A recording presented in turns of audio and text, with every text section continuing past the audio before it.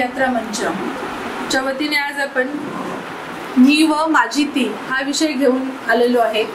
या कार्यक्रमासाठी उपस्थितांचं सगळ्यांचं मी मनपूर्वक स्वागत करते आणि पूजाताई काळे यांना विनंती करते की विचारमंचावर यावं। हा विषय आपल्या महिलांच्या खूप जवळचा आहे आणि यासाठी प्राध्यापक सागर चौथे सरांना मी विनंती केली आणि तेही आपल्या विनंतीला मान देऊन तयार झाले की हो आपण हा विषय घेऊया। त्यासाठी त्यांचे मी मनपूर्वक आभार मानते आणि आजचा कार्यक्रम आपण दीपप्रज्वलनाने सुरू करू।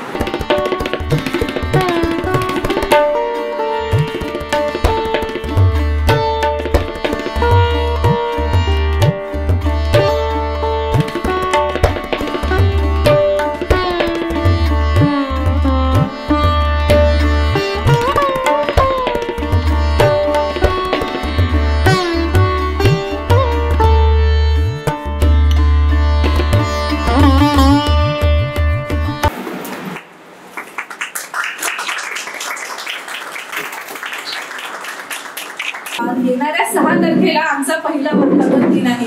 त्यानिमित्ताने आम्ही तुमच्यासाठी पेपरच्या नवीन ऑफर घेऊन आलेलो आहे। नारी यात्रेच्या सदस्यांना वर्षभर म्हणजे 12 महिने त्याचा केवळ 1100 रुपयामध्ये उपभोग घेता येणार आहे आणि आमचा येणाऱ्या पुढील 10 तारखेला कार्यक्रम असणार आहे वर्धापन दिनाचा। त्यानिमित्ताने वेगवेगळ्या कार्यक्रमाचे आयोजन होईल ते मी तुमच्यापर्यंत पोहोचवेलच आणि नारी यात्रेचा मुख्य उद्देश हा आहे की महिलांना सशक्त करणे आणि महिलांच्या ज्या हे असतात तक्रारी असतात आणि त्यांना व्यावसायिक दृष्टिकोन ठेवून आम्ही हा नारी यात्रा मंच समोर घेऊन चाललेलो आहे। त्यासाठी तुमच्या सर्वांचा प्रतिसाद खूप महत्त्वाचा असतो आणि तो मला वारंवार मिळत असतो। सन्माननीय मंच, इथे उपस्थित सर्व मातावर्ग, जनयात्रा या दैनिकामार्फत नारी यात्रा या सदरा अंतर्गत आज आपण या कार्यक्रमाचे आयोजन येथे केलेले आहे। सदर जनयात्रा आणि याच्या मुख्य संयोजिका सौ पूजाताई काळे इथे उपस्थित आहेत। तसंच सहसंयोजका म्हणून सौ सोनाली मोरे आपल्यासोबत उपस्थित आहेत आणि आपण सर्व मातागण यांना मी शतशः नमन करतो आणि आजच्या विषयाला सुरुवात करतो। आजचा विषय मुळात हा फार जिव्हाळ्याचा आणि जबाबदारीचा आहे। आता जिव्हाळ्याचा काय तर ती माझी लेक आहे। हा जिव्हाळा जगात मला असं वाटतं सर्वतोपरी आहे आणि जबाबदारी ती माझी लेक आहे। हीच जबाबदारी आज आपल्यावर सर्वतोपरी आहे। आपल्या मागे असणाऱ्या असंख्य जबाबदाऱ्या असतील, परंतु त्यातली सर्वात प्रथमतः जी जबाबदारी आपल्याकडे आहे ती म्हणजे आपली लेक, ती म्हणजे आपली लाडकी मुलगी। आता मुलगी काय असते तर नातं आईचं आणि मुलीचं कसं असतं तर मुलगी म्हणजे सावली लाडात वाढलेली तिचीच भावली। मुलगी म्हणजे सावली लाडात वाढलेली तिचीच भावली। आईसारखं व्हावं वाटतं प्रत्येकीला, आईसारखं व्हावं वाटतं प्रत्येकीला। आईचे एकच मागणं, सुख मिळावे ते माझ्या लेकीला, सुख मिळावे ते माझ्या लेकीला। विषयांचा प्रामुख्याने अभ्यास करतो, परंतु मुख्यतः जो मानवी मनाचा अभ्यास आपण करायला हवा तो अभ्यास आपल्या अभ्यासक्रमामध्ये तर नाहीच आहे, परंतु मुलांना त्याविषयी माहिती मिळेल असं सुनिश्चित ठिकाण सुद्धा आपल्याकडे आज अवेलेबल नाही आहे। आपण लॉजिकल आणि त्यानंतर इकॉनॉमिकल या 2 गोष्टींचा अभ्यास इयत्ता नर्सरीपासून तर त्यांच्या ग्रॅज्युएशनपर्यंत त्यांना देतो। लर्निंग फॉर द अर्निंग हा एक आपला कॉन्सेप्ट आहे। आज आपण मुलांशी बोलतो आहे, मुलींशी बोलतो आहे, तर त्यामागचा आपला सर्वात महत्त्वाचा एक उद्देश की तू खूप चांगला शिकला पाहिजे, तू खूप चांगली शिकली पाहिजे आणि तिला शिकवण्याची जबाबदारी जशी आईने घेतली आहे, जशी तिच्या वडिलांनी घेतली आहे, जशी त्या कुटुंबाने घेतली आहे, पण या सगळ्या जबाबदारींमध्ये जे ज्ञानार्जन तिला होत आहे हे ज्ञानार्जन करीत असताना याचा उपयोजन हे फक्त आपण अर्थार्जनासाठी करतो आहे असं मला वाटतं। कारण आपला अभ्यासक्रम त्या पातळीचा आहे। आपल्या अभ्यासक्रमामध्ये मानसशास्त्र हा विषय नाही जो इतर देशांमध्ये आहे। इतर देशांमध्ये इयत्ता 5वीपासून मानसशास्त्र हा विषय सुरू होतो आणि मुलांना ज्या पद्धतीने रोजची एक तासिका तुमची विज्ञानाची असेल, गणिताची असेल, चित्रकलेची असेल, तशीच एक तासिका ही मानसशास्त्राची सुद्धा हवी। कारण आज आपण त्यांना कंट्रोल नर्वस सिस्टम शिकवतोय, पण मुळात मनावर ताबा कसा ठेवायचा हे नाही शिकवत आहे ना. त्यांच्या नसांची माहिती त्यांना आहे, कुठल्या रक्तवाहिन्या आहेत, कुठल्या रक्तपुरवठा, कुठल्या धमन्या आहेत, कुठल्या श्वासनलिका कुठल्या, या सगळ्यांविषयी त्यांना माहिती आहे.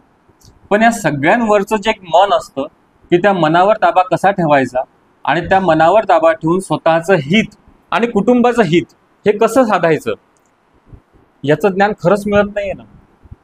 शाळा देत नाही आहे. बाकीच्या सगळ्या गोष्टींसाठी आपल्याकडे सगळे सर्व साधनं आहेत, कोचिंग क्लासेस आहेत, सेंटर्स आहेत, महाविद्यालय आहेत, पण मानसशास्त्र या विषयासाठी कुठलंही साधन आपल्याकडे आजपर्यंत अवेलेबल नाही आहे. आणि या मिळणाऱ्या एक अधुऱ्या ज्ञानामुळे जे सगळे प्रसंग आज उडवत आहेत ते आपल्या तिच्यावर उडवत आहेत, ते आपल्या कुटुंबावर उडवत आहेत. आणि म्हणून आज आपण या ठिकाणी हा विषय घेतला आहे की तिला आपण काय पद्धतीनं ज्ञानार्जन दिलं पाहिजे मानसशास्त्र या विषयाचं, किंवा तिच्यासाठी आपण कोणता अभ्यास केला पाहिजे, हा सगळ्या गोष्टींमध्ये आपल्याला आज इथे करायचं आहे. आता बौद्धिक आणि शारीरिक आणि भावनिक असे ही विकासाचे क्षेत्र असतात. बौद्धिक विकास हा सर्वतोपरी शाळा, कॉलेज, ट्युशन्स, कोचिंग्स यामधनं त्यांना मिळतोय. शारीरिक विकास आज सगळेजण कोविडपासून फार अवेअर झालेले आहेत. प्रत्येकजण आपापल्या शरीराची व्यवस्थित काळजी घेतो, जिम जॉईन करतो, एरोबिक्स करतो, सो अँड सो वॉट, प्रत्येक गोष्टी त्यासाठी पण अवेअर झालेलं आहे. पण भावनिक विकास हा कसा साध्य करायचा आणि याविषयी बोलायचं ते कोणी?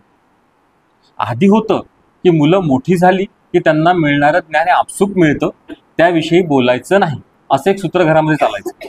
तो विषय घरामध्ये काढायचा नाही. ते मोठे झाले की त्यांना कळतं, त्यांचं त्यांना उमगतं आणि ते प्रौढ होतात. परंतु ते त्यावेळेस का योग्य होतं? कारण ज्या वयामध्ये ज्या गोष्टी कळायला पाहिजे होत्या ते त्यांच्यासाठी योग्य होतं. आज टीनेजर्स म्हणजे किशोरवयीन अवस्था ज्या आहे हे प्रसार माध्यमांनी कमी करून ठेवली आहे. आपण काय केलंय, आपण एका IT सेक्टरमध्ये आहे. आता IT सेक्टर म्हणजे फक्त कंपनीज नाही तर आपल्या सभोवताली असणारा ज्ञानाचा अथांग सागर आहे. आणि ते जे मिळणारं ज्ञान आहे ते वेगवेगळ्या पद्धतीने या मुलांकडे येत आहे. ते सिस्टमॅटिक वेनी येत नाही, ते सिस्टमॅटिक वेनी यायला पाहिजे होतं. पण आज इयत्ता 4थीपासून इयत्ता 5वीपासून मुलांना इंस्टाग्राम, मुलांना यूट्यूब, मुलांना इन्फ्लुएन्सर, मुलांना FB, टेलिग्राम अशा विविध ॲप्सच्या माध्यमातून मिळणारं ज्ञान हे अवेळी, अवाजवी आणि असोयिक मिळते. त्यामुळे मिळणारं ज्ञान, कुठलंही ज्ञान हे जर सिस्टमॅटिक मिळत असेल तर त्याचं जे प्रयोजन आहे ते प्रयोजन आपल्याला योग्य पद्धतीने करता येईल. आणि मिळणारी माहिती कसं असतं ना, आपण जसं जेवण करतो, पदार्थ खूप छान आहे म्हणून आपण खातच नाही राहत, कारण त्याचं पचन होणं खूप महत्त्वाचं आहे. आजचं ज्ञानार्जन तसं झालंय. ज्ञान सगळीकडनं मिळतंय, पण नेमकं त्या ज्ञानाचं उपयोजन कसं करायचं, त्यातली चांगली गोष्ट कुठली घ्यायची, त्यातली वाईट कुठली गोष्ट, याला कुठं लुप्त करायचं, हा अभ्यास आपल्या मुलींना नाही. मग याच्यावर बोलेल कोण? ताई. कारण मुलींची पहिली मैत्रीण, तिची पहिली सखी ही तिची आईच होऊ शकते. बाबा मुलींसाठी एक रोल मॉडेल आहेत, एक आदर्श आहेत, बाबा एक हिरो आहेत. कुठलीही गोष्ट नाही न म्हणणारा व्यक्ती त्या मुलीच्या आयुष्यात जो असेल तो म्हणजे तिचा बाबा. जो तिला कुठल्याच गोष्टीला नाही म्हणत नाही तो म्हणजे बाबा. जो तिला रागवू देत नाही तो म्हणजे बाबा. जो तिचे सगळे लाड पुरवतो तो म्हणजे बाबा. मग आता जबाबदारी कोणी घ्यायची? जबाबदारी आईलाच घ्यावं लागेल. मग याच्यामध्ये आता दोन गोष्टी आम्हाला आढळतात. जेव्हा आम्ही अभ्यासक्रमामध्ये मुलांशी बोलतो इतक्या वर्षांमध्ये, काही काउन्सिलिंग केसेस आमच्याकडे येतात, तर याच्यामध्ये थोडं काय होतंय की आई एक विलन कॅरेक्टरकडे चालली.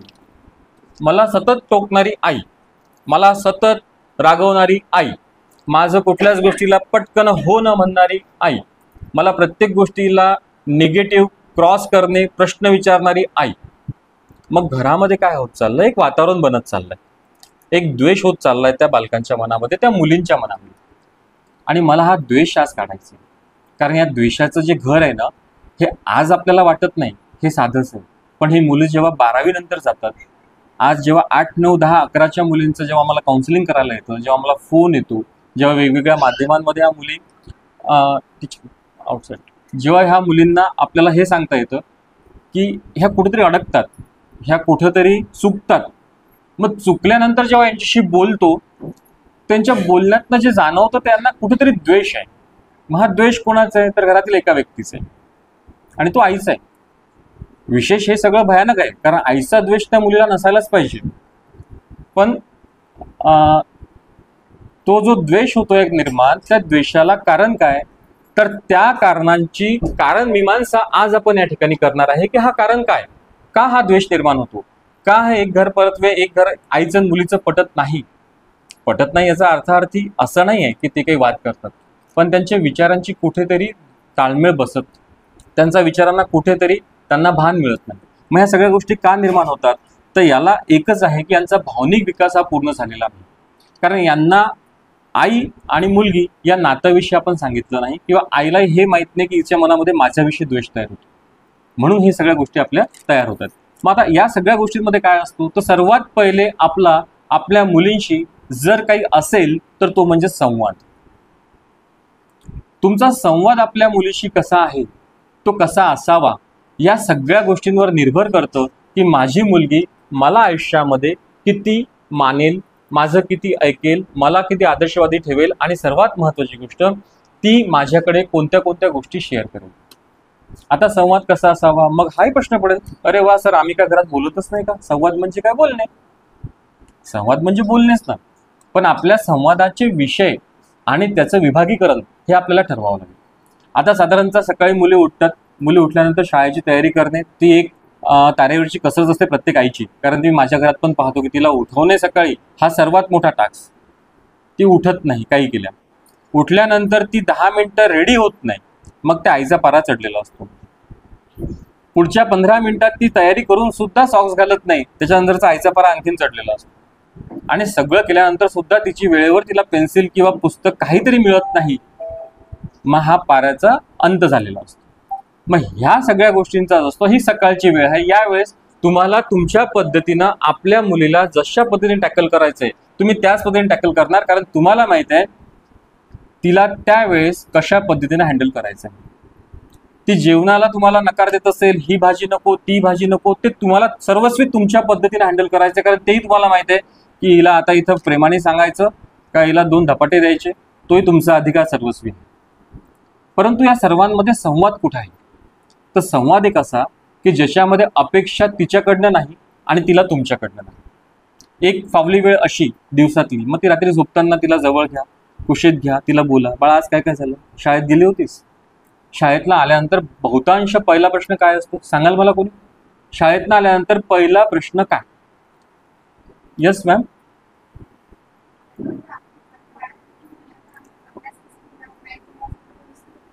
अगदी बरोबर, टाळ्या त्यांच्यासाठी. कारण कसं आहे, याच्यामध्ये मी एकटा बोलणे हे उत्तर नाही, किंवा याच्यामध्ये मला एकट्याला बोलून ही उपाययोजना नाही. तुम्ही तुमचे प्रश्न जे माझे पण मांडाल, उत्तर द्याल, आपण एकमेकांशी बोलू, तर हा संवाद इथे सुद्धा आपण संवादच साधतोय. अजून कोणी सांगेल मला की शाळेतून आल्यानंतर आईचा पहिला प्रश्न काय, अजून कोणी सांगेल आज काय विशेष, गुड. अजून कोणी सांगेल मला की आईचा पहिला प्रश्न काय, शाळेतून आल्यानंतर काय आईला प्रश्न पडतो. मुलींशी आपण, तिने आली, बॅग ठेवली, व्हॅन मध्ये असेल किंवा आपल्या घरच्यांसोबत आली असेल, दरवाजामध्ये आली, त्यानंतर पहिला प्रश्न काय असतो आपला, काय विचारतो आपण, जनरली काय बोलतो आपण, ओघाओघाने काय विचारतो आपण त्या मुलांना, कसा गेला दिवस, ओके गुड. अजून काही आन्सर येईल, चेहरा जर तिचा उतरलेला असला तर आज काय झालं, करेक्ट. आपल्याला हे जाणून घ्यायचं असतं की हिच्या चेहऱ्यावरचे हावभाव काय सांगत आहेत. आपला पहिला प्रश्न काय असायला हवा की ही जर मुलगी शाळेतनं आली तर माझं पहिलं ऑब्झर्वेशन असायला पाहिजे हिची बॉडी लँग्वेज. मग ती इयत्ता पहिलीमध्ये असू देत का पदवीधरला असू देत, ती जर घरातून गेली तर ती कशा मूडने गेली हे तुम्हाला माहित आहे, आणि ती जर घरामध्ये पुन्हा पाय टाकते तर आल्यानंतर तिचे हावभाव काय आहेत हे आपल्याला माहित पाहिजे. याच्यावर आपलं लक्ष पाहिजे की तिचे हावभाव काय आहेत, आज ती आल्यानंतर तिची मानसिकता काय आहे, ती उदास आहे, प्रसन्न आहे, भेदरलेली आहे, घाबरलेली आहे, कन्फ्यूज आहे, कुठल्या मनस्थितीमध्ये आहे. ती जी द्विधा मनस्थिती तिची असेल तर ती आईच फक्त ओळखू शकते, आणि हे कौशल्य या नियतीने निसर्गाने फक्त तुमच्याकडे दिलं आहे, आम्हा लोकांना दिलेलं नाही. हे कौशल्य फक्त एका मातृशक्तीकडे आहे की तिच्या मुलीच्या मनामध्ये काय चाललंय ते अगदी आरशासारखं टिपणे हे तुमच्यामध्ये आहे. आता हे तुम्ही टिपत नाहीत का, ऑब्व्हियसली आपण टिपतो, पण आपलं काय होतंय, आपल्यावरही भरमसाठ जबाबदारी आहे. आपल्याला घर सांभाळायचं आहे, आपल्याला आर्थिक नियोजन करायचं आहे, आपल्याला बाकीच्या गोष्टींचं नियोजन करायचं आहे. ज्या महिला 2 कार्य करत असतील तुमची नोकरी असेल, तुमचं घर असेल, तर खरंच ह्या सगळ्या गोष्टी ओघावणे होत नाही. घरी आल्यानंतर तिला पहिला विचारतो, उद्या कुठली टेस्ट आहे? हा प्रायोगिक प्रश्न असतो आपला. उद्या कुठली टेस्ट आहे? आजची टेस्ट कशी गेली? DTचं तुझं काल काहीच झालेलं नव्हतं, तू काय केलं? OTचं झालेलं नव्हतं, रायटिंग टेस्ट पेपर कसा गेला? मॅथ्सची तर कॉपी घरीच सोडून गेली होतीस तू, तिथे नेलीच नाही तू शाळेमध्ये. हे आपलं ओघावणे आलेलं आन्सर आहे, विचार न करता जे नॉर्मली आपण त्यांच्याशी वागतो. आज कॉपी चेक केली का टीचरने? घेतली का? नाही ना. हा सगळा जो प्रश्नांचा आपला त्यांच्यावर चाललेला मारा असतो, म्हणजे हे रॅपिड फायर सारखं असतं. धडधड धडधड धडधड आपली मशीन गन सुरू होते आणि ती बिचारी तिकडनं एक आन्सर संपला का दुसरा क्वेश्चन, दुसरा संपला की तिसरा क्वेश्चन. यातही काही चुकीचं नाही आहे. तिची शैक्षणिक प्रगती करणे हे तुमच्यावरच जबाबदारी आहे. त्याच्यामुळे तुम्ही या गोष्टीला सामोरे जात आहे. याच्यामध्ये चूक आहे असं मी म्हणत नाही, हा आपला दिनचर्या आहे, ही व्हायलाच पाहिजे. आता प्रश्न काय येतो, तिला रात्री जवळ घ्या, तिचं जेवण झालं, तिचं होमवर्क झालं, जे सगळं झालं, मग तिला जवळ घ्या, तिला विचारा, बाळा आज असं काय झालं, शाळेत काय काय छान झालं, आज तू शाळेत काय केलं, किती मस्त्या केल्यास ते सांग मला. शाळेत असं काय होतं आज की आजचा दिवस तुझ्या लक्षात राहील? आज तुला काय जाणवलं विशेष असं की तू मला सांगू शकशील? तिला बोलकं करा. माझं काय म्हणणं आहे ना, प्रत्येक आईला चांगल्यातली चांगली गोष्ट आणि वाईटातली वाईट गोष्ट ती जर तुम्हाला सांगू शकत असेल तर मी तुम्हाला लिहून देतो, भविष्यात तुमच्या मुलीसोबत कधीही काहीही चुकीचं घडणार नाही. तिचा तेवढा विश्वास संपादन करावा लागेल की तुम्ही तिची चांगलीतली चांगली गोष्ट आणि वाईटातली वाईट गोष्ट, मग तिला तिच्या शाळेत झालेले एखादे काही किस्से असतील ते तुम्हाला कळतच असतील की हे काय झालं, पण नको त्यावेळेस ऐकून घ्या. आता माझी छोटीशी मुलगी आहे फर्स्ट स्टँडर्डची, तिला शाळेमधनं आलं, तिला घ्यायला जातो, मी विचारलं का आज काय केलं? फुल मस्त्या केल्या म्हणते. तिला घरून सांगताना मी हे पाठवत असतो की आज मस्ती करून येशील पण शाळेत ना, अभ्यास तो वर्षभर करायचा. अभ्यासासाठी शाळेत शिक्षिका आहेत ना, त्या देतील ना तिला काय ज्ञान द्यायचं ते. मी कशाला तिला ज्ञान देऊ? मी तिला हे सांगून पाठवतो मस्त्या करून येतं शाळेत ना. मग त्याच्यामुळे काय होते, ती आल्यानंतर सांगते. आता मध्यंतरी शाळेत गेली, काल परवाला तिने एक नवीनच सुरू केलं होतं, ओढणी घ्यायची अशी तिच्या मम्मीची आणि अशी अशी फिरवायची. तू आन्सर सांग, तू आन्सर सांग, चलो आप उठो, आप उठो. आता हे मला लक्षात आलं की हे कोणाची तरी कॉपी पेस्ट करतंय, कारण हे मुलं आहेत, हे अनुकरण प्रिय आहेत. मग तिला विचारलं का असं कोण करतं? माझ्या प्रांजली मिस करतात. अगदी गोड करत होती, असं वल्गर म्हणून काय नव्हतं, एकदम गोड. आता टीचरची स्टाईल असेल ती, प्रत्येक व्यक्तीची आपापली स्टाईल आहे, तिने ते फॉलो केली आणि त्यांना ब्लाइंडली फॉलो, तिचं बिलकुल तिचं स्टाईल तसं, तिचं टेक्निक तसं, तिचे डोळे विस्पारणे तसे. ह्या सगळ्या गोष्टी मुलं अनुकरण प्रिय असतात. मग तिला जेव्हा एक एक गोष्ट विचारत गेलो तर ती एक एक गोष्ट सांगत गेली. म्हणजे तुला टीचरचं काय काय आवडतं? मला टीचरचं बोलणं खूप आवडतं. म्हटलं कसं? त्या आप म्हणतात म्हणून, ते तू कधीच म्हणत नाही. आप कैसे हो, आप क्या कर रहे हो. मग मला ते आवडतं म्हणे हिंदीमध्ये. म्हटलं चांगली गोष्ट आहे, टीचरची चांगली गोष्ट फॉलो करतेस तू. मग म्हटलं अजून काय आवडतं तुला? त्या टीचर क्लासमध्ये आला ना म्हणे खूप छान स्मेल येतो. ह्या सगळ्या गोष्टींना ज्ञानेंद्रिय आहेत ना तिला जे, पण मला काय करावं लागेल, तिला तितकं बोलकं करावं लागेल की तिला मनात येणारी प्रत्येक गोष्ट ती मी सांगू का ना सांगू या विवंचनेत अडकण्यापेक्षा आपसूक ती बोलून मोकळी झाली पाहिजे. तिला जे आवडतं तिने बोलली पाहिजे. पहिलं जे तिने उत्तर दिलं ते विचार करून दिलं होतं की मला टीचरचं बोलणं आवडतं. दुसरं जे उत्तर दिलं ना तिने ओघाओघानं देऊन टाकलं की टीचर क्लासमध्ये आल्या नाही, मला त्यांचा स्मेल खूप आवडतो, छान, त्यांचा परफॉर्म चांगला असेल. मग तिचं जे अट्रॅक्शन ऑफ दॅट लेवल आहे ती शेअरिंग करू शकली पाहिजे ना माझ्याशी. आता 6th स्टँडर्डच्या मुलीला जर विचारलं आपण की तुला टीचरचं काय आवडतं, तर डेफिनेटली तुम्हाला स्पष्ट उत्तर देणार नाही जे हिने दिले, कारण हिला थोडी माहिती आहे की कसं आहे. तिने सांगणार तुम्हाला की मला टीचरचा फ्रॅग्रन्स आवडतो किंवा मला टीचरचं ते असं असं करणं आवडतं, ते काहीतरी टिपिकल आन्सर्स देईल. मला टीचरचं हे आवडतं, मला टीचरचं ते आवडतं. रिझन ऑफ दॅट आपल्याला तेवढं फ्रेंडली व्हावं लागेल, आपल्याला त्यांच्याशी मस्ती करावं लागेल. आणि ही मस्ती बाबा लोक नाहीच करू शकत, ही मम्मीच करू शकत. कारण बाबा हा त्यासाठी बनलेला फॅक्टरच नाहीये. त्यांनी पण करायला हवी, पण हे त्यासाठी मुळात बनलेलं फॅक्टर नाहीये. आई त्यांच्याशी मस्ती करू शकेल, आई तिला विचारू शकेल, तिला इतकं मोकळं करू शकेल का आज तू काय केलं, आज तू कोणाची खोडी काढली, तिला विचारा. ती पहिले 2 दिवस तुम्हाला सांगत नाही. तिला जेव्हा म्हणजे ॲश्युरन्स येतो की नाही मी खोड्या जरी काढल्या ना तर माझी मम्मी ऐकून घेते, माझे बाबा ऐकून घेतात, मला रागवत नाही, मग ती दुसऱ्या दिवशी येऊन एकदम तिचं गेटवरच उत्सुक असते, बाबा आज ना तो प्रतीक बाजूला होता, काय झालं माहिती आहे का, मी त्याला धक्का दिला, थोडासा धपकन पडला. ह्या गोष्टी ती जोपर्यंत सांगत नाही तोपर्यंत ती व्यक्त होऊ शकत नाही. आणि ह्या गोष्टी ती सांगितल्या पाहिजे आईला, बाबांना. आणि हे बाबांपेक्षा आता आईकडे, तर आपल्याला त्या मुलींकडनं हे सगळं काढून घ्यायचं आहे. आता दुसरं त्या मुलीला आपल्याला काय करायचं आहे, तर आपल्या मुलीला कुठं बोलण्यासाठी दुसरं एखादी जागा शोधावी नाही लागली पाहिजे. ज्या टीनेजर्स मुली आहेत म्हणजे त्यांना एक जे म्हणतो आपण की आता यांच्या भाषेमध्ये बेस्टी, तिला माहित असेल बेस्टी, तू त्या एजमध्ये आहेस, तुला सध्या बेस्टी आणि बॉन्डिंग ऑफ बेस्टी हे खूप चांगलं माहित असेल. आता बरेचसे स्टेटस आपण मुलींचे पाहतो, माय डिअर बेस्टी, आणि असतं त्यांचं बॉन्डिंग असतं 8th स्टँडर्डपासून, मोस्टली 7th स्टँडर्डपासून जे बॉन्डिंग स्टार्ट होतं तर मुलींना 12th पर्यंत, ग्रॅज्युएशनपर्यंत खरंच त्यांच्या फ्रेंडसोबतचं बॉन्डिंग राहतं. आता त्या दिवशी काय झालं, एक किस्सा, हा नीटचा रिझल्ट लागला. त्याच्यामध्ये ऑब्व्हियसली परीक्षा आहे, काही मुलं सिलेक्ट होणार आहेत, काही मुलं डिसिलेक्ट होणार. त्या आमच्याच एक सरांची मुलगी आहे, आकांक्षा म्हणून तिचं नाव, यावेळेस तिला नीटला सिलेक्शन झालं. तिचं 2-3 मार्काने काहीतरी मेडिकलचं सिलेक्शन गेलं, आणि तिची जे बेस्ट फ्रेंड होती, तिची जी बेस्टी होती, त्या बेस्टीचं सिलेक्शन झालं. मग आता त्या रिझल्ट लागून मला वाटतं हा काहीतरी 16-17 तारखेला मागच्या महिन्यातला रिझल्ट लागलेला आहे. तर तेव्हापासून आता परवापर्यंत ती इतकी टेन्शनमध्ये, शांततेत राहणारी मुलगी, लहानपणापासून मी सुद्धा तिला पाहिलेलं. मागच्या आठवड्यापासून ती डिस्टर्ब झाली आहे, घरात कोणाशी बोलत नाही आहे, जीवनात लक्ष नाही आहे, कुठं तिचं मन रमत नाही आहे, चिडचिड करते, आईला चिडचिड करते, बाबांना चिडचिड करते, सारखे रूममध्ये स्वतःला बंद करून घेते. आता तिच्या आईवडिलांनी त्यांच्या परीने तिला समजून सांगितलं की तुला 2-4 मार्क्स कमी मिळाले, नाही मेडिकल मिळालं, इट्स ओके, आपण दुसरी फील्ड चूज करूया. आईवडिलांचा तिच्यावर कुठलाही दबाव नव्हता की तू हे घ्यायचं आहे. मग त्यांनी हे 8 दिवस सगळ्या प्रकारचे प्रयत्न केले. सगळ्या प्रकारचे प्रयत्न केल्यानंतर सुद्धा सगळ्या प्रकारचे प्रयत्न केल्यानंतर सुद्धा तुम्हाला त्यांना कळेच नाही की झालं काय. नॉर्मलीचा रिझल्ट कमी आला, ही अपसेट आहे, मूड ऑफ आहे, हे कळतंय, पण तुम्हाला या गोष्टीचा त्यांना हेच येणं की इतकं असं काय झालंय की ही सारखी चिडचिड करते. शांत राहणारी मुलगी, तिच्या कामात राहणारी, व्यस्त राहणारी मुलगी अचानक चिडचिड करते, जेवत नाही. त्या दिवशी अक्षरशः ते रात्री 2 वाजता मला त्या सरांचा फोन आला, कारण तिने काय केलेलं होतं तर तिच्या स्टडी टेबलला जो काच होता तो असा अक्षरशः बुक्का मारून फोडलेला होता. म्हणजे तिचा जो उद्विग्नता जी होती, ती उद्विग्नता तिची आता पराकोटीला गेलेली होती.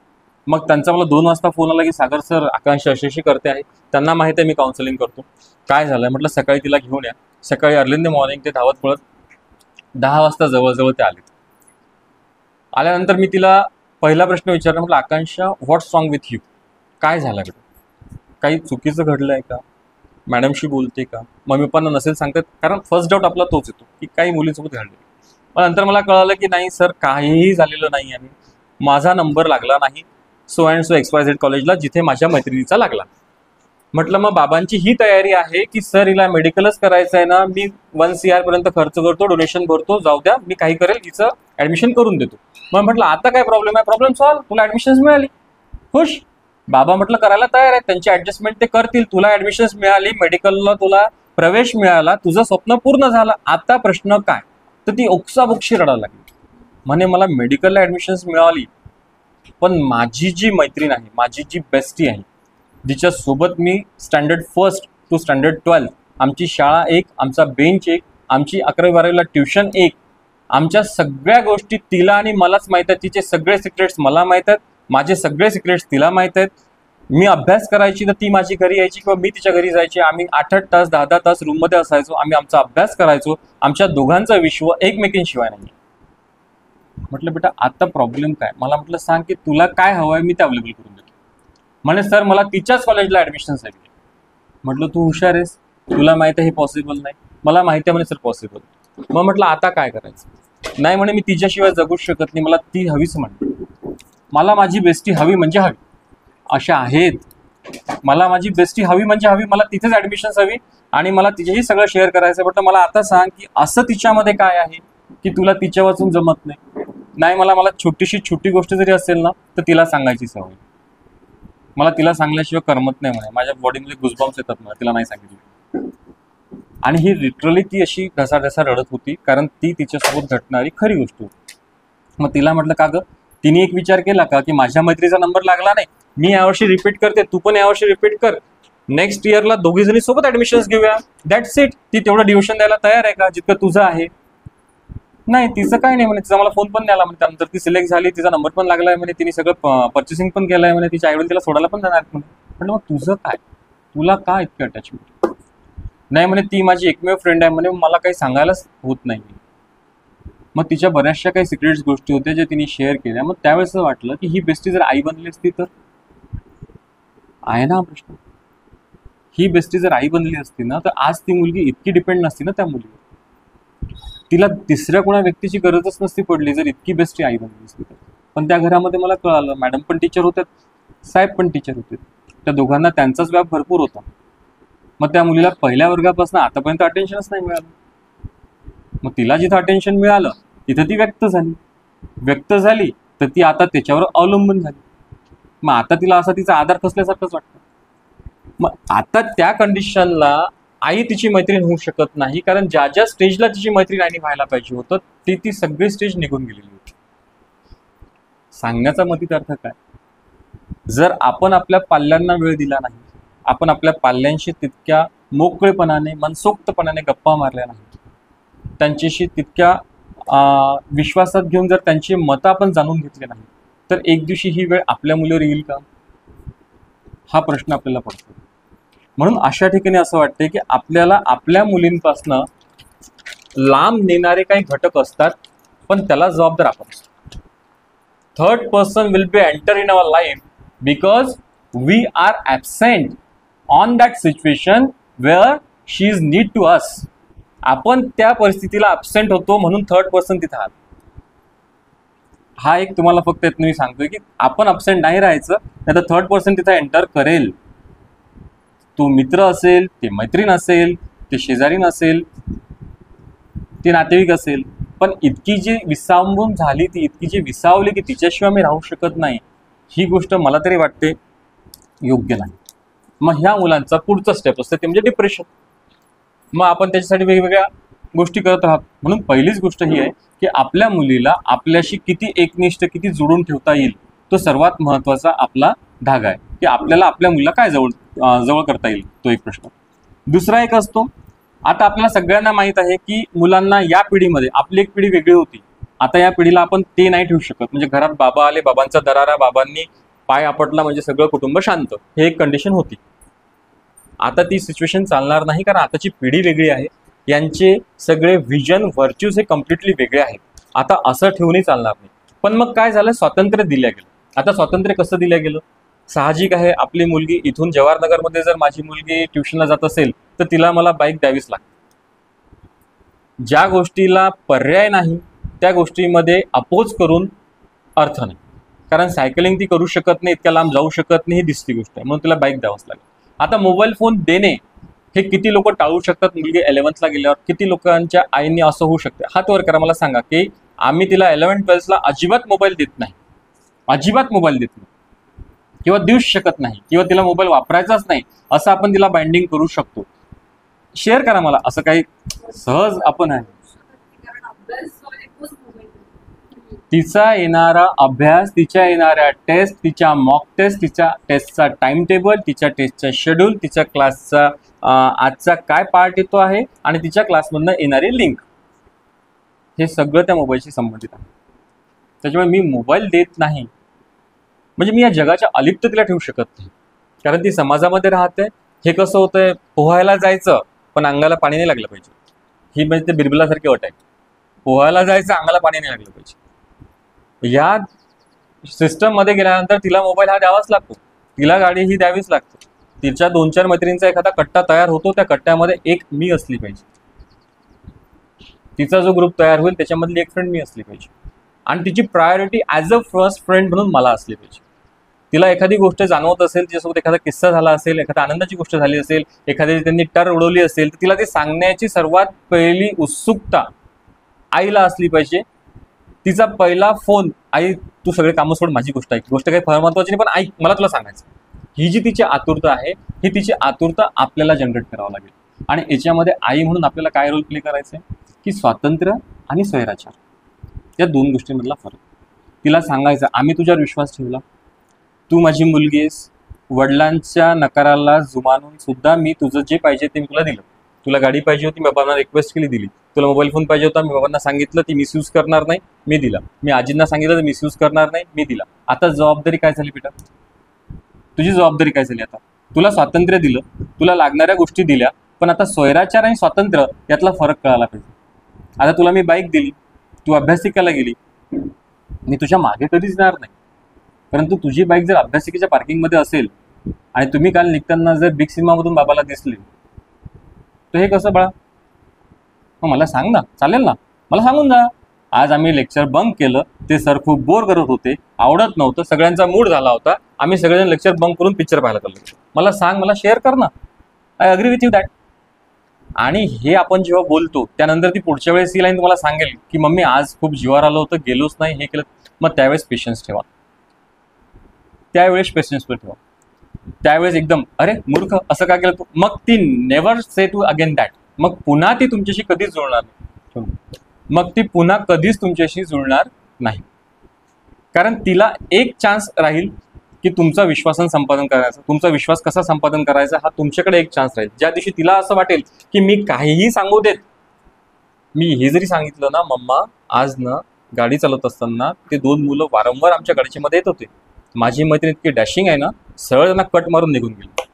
त्या दिवशी ऐकून घ्या, अरे वा अच्छा पडली नाही ना तुम्ही, बरी आहेस ना तू, काही झालं नाही ना, काही वादावादी झाली नाही ना, ओके ठीक आहे चल, डेअरिंग नाही घालवायची, अशीच राहायचं, डेअर न राहायचं. हे त्या दिवशीचं तुमचं रिॲक्शन. मग 2-4-8 दिवस तिला त्या भूमिकेत राहू द्या. मी कधी थ्रिल केलं, कारण थ्रिल करायचं पोरांना, या पोरांना थ्रिलिंग आहे. तो मला टीजिंग करतोय, मी का खाली मान घालून येऊ? हा यांचा प्रश्न आहे. तुम्ही विचारा तुमच्या मुलांना. त्यांनी मला चिडवलं, तू जर म्हणशील की तू काहीच नाही करायचं, that is not fair mamma. हे फेअर नाही. मला त्याचं टिट फॉर टॅट आन्सर द्यावाच लागेल. तेवढी वेळ काढून द्या, कारण तेव्हा जे काही त्याचे बॉडीतले हार्मोन्स चेंज होत आहेत ना, ते जे त्याच्या मस्तिष्कात तेव्हाच फिरतंय ते त्याच्या पण हातात नाही. ही सायकोलॉजिकल कन्सेप्ट. तुम्हाला जर सध्या एखाद्या कोणी विनाकारण डिवसलं ना, तुम्ही कितीही शांत स्वभावाचे असू द्यात, 10 मिनिटं तरी तुमच्या तळपायातले मस्तकात जातील. मग ते त्यांचं ते मस्तिष्क आहे. मग आता ज्यावेळेस आपण वारंवार त्यांना सांगतो की तू नमतं घे, तू नमतं घे, तू नमतं घे, मग त्यांचा आईवडिलांवरचा विश्वास उडतो. मग आता याचा अर्थ हाही नाही की तू जाण दुसऱ्यांसोबत भांडण कर. तिथं काय आहे, तेवढी वेळ निघून जाऊ द्या, तिला 2-4 दिवसांनी घेऊन बस. बेटा कसं होतं, तू त्याला कट मारला, त्याने कट मारला, ते मुलं आहेत, ते वायफळ आहेत, ते पुन्हा तुला कट मारतील, तू पडली, तुला इजा होईल, आपलं असं सगळं होईल. त्यानंतर समजून सांगा, कारण तिचा तो जो डोक्यातला त्रागा आहे तोपर्यंत शमलेला असेल. ही एक पद्धत झाली आपल्या मुलीशी वागण्याची. इन्स्टंट आन्सर्स तुम्ही कुठलंच देऊ नका. सध्या मला असं वाटतं ना, प्रत्येक आईने लिसनिंग हे खूप स्ट्रॉंग करायला हवं. ते जे काही सांगते ते ऐकून, कारण तिला मोकळेपणाने सांगू. मग आता यानंतर या मुलींचा एक फार चांगला स्वभाव असतो किंवा मुलांचा सुद्धा, ते प्रत्येक गोष्ट ना माझ्या मित्रानं केली असे सांगतात तुम्हाला सुरुवात करताना, आणि आपणही तेच काढून घ्यायचं असतो. कारण तुझे मित्र काय करतात. आता अक्षरशः त्या दिवशी आमच्या सगळ्या टीचर्सला माहीत आहे, आमच्या इथलं मुलं बसलेले होते, मी सगळे विषय त्यांना विचारलं कोण काय करतं, त्यांनी मला सगळं सांगितलं, कोण कुठल्या झाडाखाली असतो, कोण कुठं जाऊन काही गोष्टींचं सेवन करतो, काय सेवन करतो, कसा सेवन करतो, दिवसातनं किती वेळा सेवन करतो. मी नाही करत बरं सर, तू करतो. हा त्याचा मित्र आहे आणि तो याचा मित्र आहे. ही तिची मैत्रीण आहे आणि ती हिची मैत्रीण. पण ह्या गोष्टी काढून घ्यायच्या असतात, कारण हे वय आहे. आणि ह्या गोष्टी कशा माहीत पडतात, तर ह्या आपल्या घरामध्ये असणारे जे सगळे गॅजेट्स आहेत, इव्हन दो तुम्ही पिक्चर पाहत असता मध्येच कुठली ॲड जाहिरात झळकेल, त्याला माझ्या हातातच नाही आहे ती जाहिरात काय झळकेल. आणि त्यावेळेस मी वारंवार काय चॅनल बदलणार आहे, मी बदलेल तर तू दुसरीकडे बघेल, ती दुसरीकडे बघेल. मग याला पर्याय काय, तर या विषयावर बोलणे फार महत्त्वाचं आहे. आपल्या कुटुंबामध्ये आपण विषयांवर बोलत नाही, आजपर्यंत बोलत नव्हतं, कारण आपली आई आपली या विषयावर कधीच बोलली नाही. तुमची आई पण तुमच्याशी या विषयावर कधीच बोलली नाही, तुमची आजी या विषयावर कधीच बोलली नाही. त्यावेळेस आवश्यकता नव्हती. पण आज ही काळाची गरज आहे की तुम्हाला बोल्ड विषय जरी असेल तरी आईला आपल्या मुलीशी एक समवयीन कक्षेमध्ये जाऊन त्या विषयाचं शेअरिंग करता आलं पाहिजे. मी कसं आणि मी कसं या विवंचेमध्ये जर तुम्ही फसलेत तर तिच्या वयाचे जे 7, 8, 9, 10 हे महत्त्वाचे वर्ष आहेत, ते वर्ष तिच्या हातातून निघून जातील. त्याच्यापेक्षा आजच घरी गेल्यावर तिला विचारा काय करतात तुझे फ्रेंड्स, कसं करतात, काय करतात. अहो खूप गोष्टी सांगतात. तुम्ही फ्रँकली होऊन जाते, त्यांच्या टीचरचं सगळं तुम्हाला कच्च्या सांगतात. ते ट्युशनचे असू देत का शाळेचे असू देत, त्यांच्या फ्रेंड्सचं कच्च्या सांगतात तुम्हाला की फ्रेंड्स कसे वागतात, काय वागतात. असंख्य गोष्टी आहेत त्यांच्या पोटामध्ये आपल्याला काढता आल्या पाहिजे. आणि ते काढण्याची कला म्हणजे मातृत्व. आता मातृत्व म्हणजे तिला सांभाळणे किंवा तिची केअर करणे हा भागच वेगळा होत चाललाय. आता तिच्या जीवनाची किंवा अभ्यासाची काळजी थोडी कमी करा, कारण ही जनरेशन इनबिल्ड 5 जनरेशन आहे. यांच्या अभ्यासाची, ज्याला आपण कास्नी शब्द म्हणतो, तो त्यांना स्वतः आहे. फक्त आहे की ते माणूस म्हणून व्यवस्थित चालले पाहिजे. कारण यांचे डिस्ट्रॅक्शन होण्याचे बरेचसे साधनं पावलोपावली प्रेझेंट आहे, की यांनी स्वतःला किती एकनिष्ठ म्हटलं तरी पुढच्या पावला गेले की कोणीतरी येतं आणि यांना शक करतं, चल आजच्या दिवस इकडे जाऊ, आज तिकडे जाऊ. त्या सगळ्या गोष्टी आपल्यासोबत शेअर झाल्या पाहिजे. हा एक महत्त्वाचा मुद्दा आहे. यामध्ये काय आहे, दुसरी गोष्ट, पोरींना आपण एक भिडस्त स्वभाव देतो मुलींना. साधारणतः असं मला वाटतं की काही काही मुली खूप भिडस्त स्वभावाच्या असतात. तुम्ही सुद्धा भिडस्त स्वभावाचे आहेत. यातल्या काही जर नसतील तर फार छान. आता भिडस्त स्वभाव कसा, माझ्या 4 मैत्रिणी आहेत, त्यांनी सांगितलं चला मूवीला जाऊ. त्यातल्या एकीचं म्हणणं होतं की मला हे पटत नाहीये, मला हे आवडत नाहीये, मला नाही करायचंय. पण त्या तिघींचं प्रेशर आहे. त्या तिघींच्या प्रेशर खाली हिला भीड पडते की आता काय, आज नाही गेलो तर उद्या माझ्याशी बोलणार नाही, उद्या हे मला एकटं पडतील, उद्या हे मला मग फट्टू म्हणतील. त्यांचे शब्द आहेत अशी पर्टिक्युलर. मग मी काय करायचं, मग हा भिडस्त स्वभाव. आजच आपल्या मुलीला बोलता बोलता ह्या गोष्टी द्यायच्या की बेटा, जी गोष्ट तुझ्या अंतर्मनाला, जे तुझ्या इंटरनल गट्सला पटत नाही, की माझ्या आईवडिलांनी मला शिकवलंय की न सांगता जायचं नाही आणि आता मला त्यांना सांगण्यासाठी कुठलंही साधन अवेलेबल नाही आहे, तर मी परस्पर कशी जाऊ. मला आता छान उदाहरण आत्ताच याच विषयावर मॅडमने दिलं, त्यांनी याच विषयावर मला छान उदाहरण दिलं की त्यांच्या मुलीने छान ते शरबताचं स्टॉल वगैरे सुरू केलेलं होतं आणि ते काही तिला अर्थार्जन करावं म्हणून नाही, पण उन्हाळ्याच्या सुट्टीमध्ये काहीतरी तिच्या मनामध्ये क्रिएटिव्हिटी आली की आम्ही 2-4 मुली मिळून, मैत्रिणी मिळून शरबताचं स्टॉल सुरू करतो. तिने लिंबू, साखर, पाणी ह्या सगळ्याची व्यवस्था केली. परंतु एक दिवशी घरामध्ये असलेली एक स्प्राईटची बॉटल किंवा सोडाची बॉटल तिथे घेऊन गेली. त्यानंतर तिच्या वडिलांनी तिला रागवलं, कारण करेक्ट होतं, तिची क्रिएटिव्हिटी होती, तिला स्वातंत्र्य दिलं यांनी. उदाहरण बघा किती छान मिळालं मला. यांनी स्वातंत्र्य दिला, तिला मीठ पाहिजे, साखर हवी आहे, पाणी हवं आहे, लिंबू हवं आहे, टेबल हवं आहे, ते तिच्यासाठी उपायकारक होतं, त्यांनी दिलं. पण ती जर न सांगता फ्रीजमधून एखादी वस्तू घेऊन तिथे ठेवत आहे, तर त्याच्यासाठी तिने स्वैराचार करायला नको होता. दॅट्स द पॉईंट, की स्वातंत्र्य काय होतं, स्वैराचार काय होतं. ते करण्याच्या आधी तिने विचारायला हवं होतं, मम्मी घेऊ का, can I please take it, papa please घेऊ, जे कोणी घरामध्ये अवेलेबल असेल. त्यांनी हो म्हटलं असतं तर ऑब्व्हियसली हा प्रश्न झाला नसता. आणि त्या ठिकाणी वडिलांनी जो अंकुश ठेवला तोही तितकाच महत्वाचा होता, की तुला सगळ्या गोष्टी दिल्या ना, पण जी गोष्ट तुझ्या कामाची नाहीये ती आम्हाला विचारल्याशिवाय करता कामा नये. हे झालं स्वैराचाराला आळा घालणं. लाड आणि स्वातंत्र्य याच्यामध्ये फरक असतो आणि हा फरक तिथे आपल्याला मिळाला पाहिजे. हा एक पॉईंट आहे. दुसरा सर्वात महत्वाचा एक पॉईंट आहे तो म्हणजे या मुलांच्या मनाविरुद्ध जेव्हा एखादी गोष्ट घडत असते तेव्हा ही भावना तिच्या मनामध्ये टाका की तुझ्यासोबत कितीही समोर तुझ्या कुठलाही बलाढ्य व्यक्ती आला, बलाढ्य घटना आली, तुझी आई शेवटच्या श्वासापर्यंत तुझ्यासोबत आहे. तू कर. माझ्या याच्यामध्ये बरेच वेळा मी मुलींना उदाहरण देत असतो शिकवताना. सेल्फ डिफेन्स जेव्हा आमचा विषय निघतो, त्यांना जेव्हा आपण सेल्फ प्रोटेक्शन हा लॉ शिकवतो तेव्हा की तुला जर कोणी काय करत असेल तर काय करायचं, त्यांना सांगितलं तुझ्यात जेवढी शक्ती असेल तेवढा दगड मिळेल थोडा उचलायचा. जर तुला कोणी खरंच त्रास देतंय ना, तुझ्या मनाविरुद्ध होतंय ना, तुला प्रतिकार करायचा आहे ना, याच्यानंतर काय होईल, त्याला तुझे आईवडील सामर्थ्यवान आहेत. तुझ्या हातात येईल ती वस्तू उचलायची, मारून फेकायची, कारण तुझा पहिला प्रतिकार करण्याची जी क्षमता असेल, जी शक्ती असेल, त्यावर समोरच्याचा हल्ला करण्याची शक्ती निर्भर करेल. नेमकं आपण मुलींना संस्कारी आपल्याला शिकवायचेच आहेत, एटिकेट्स द्यायचेच आहेत.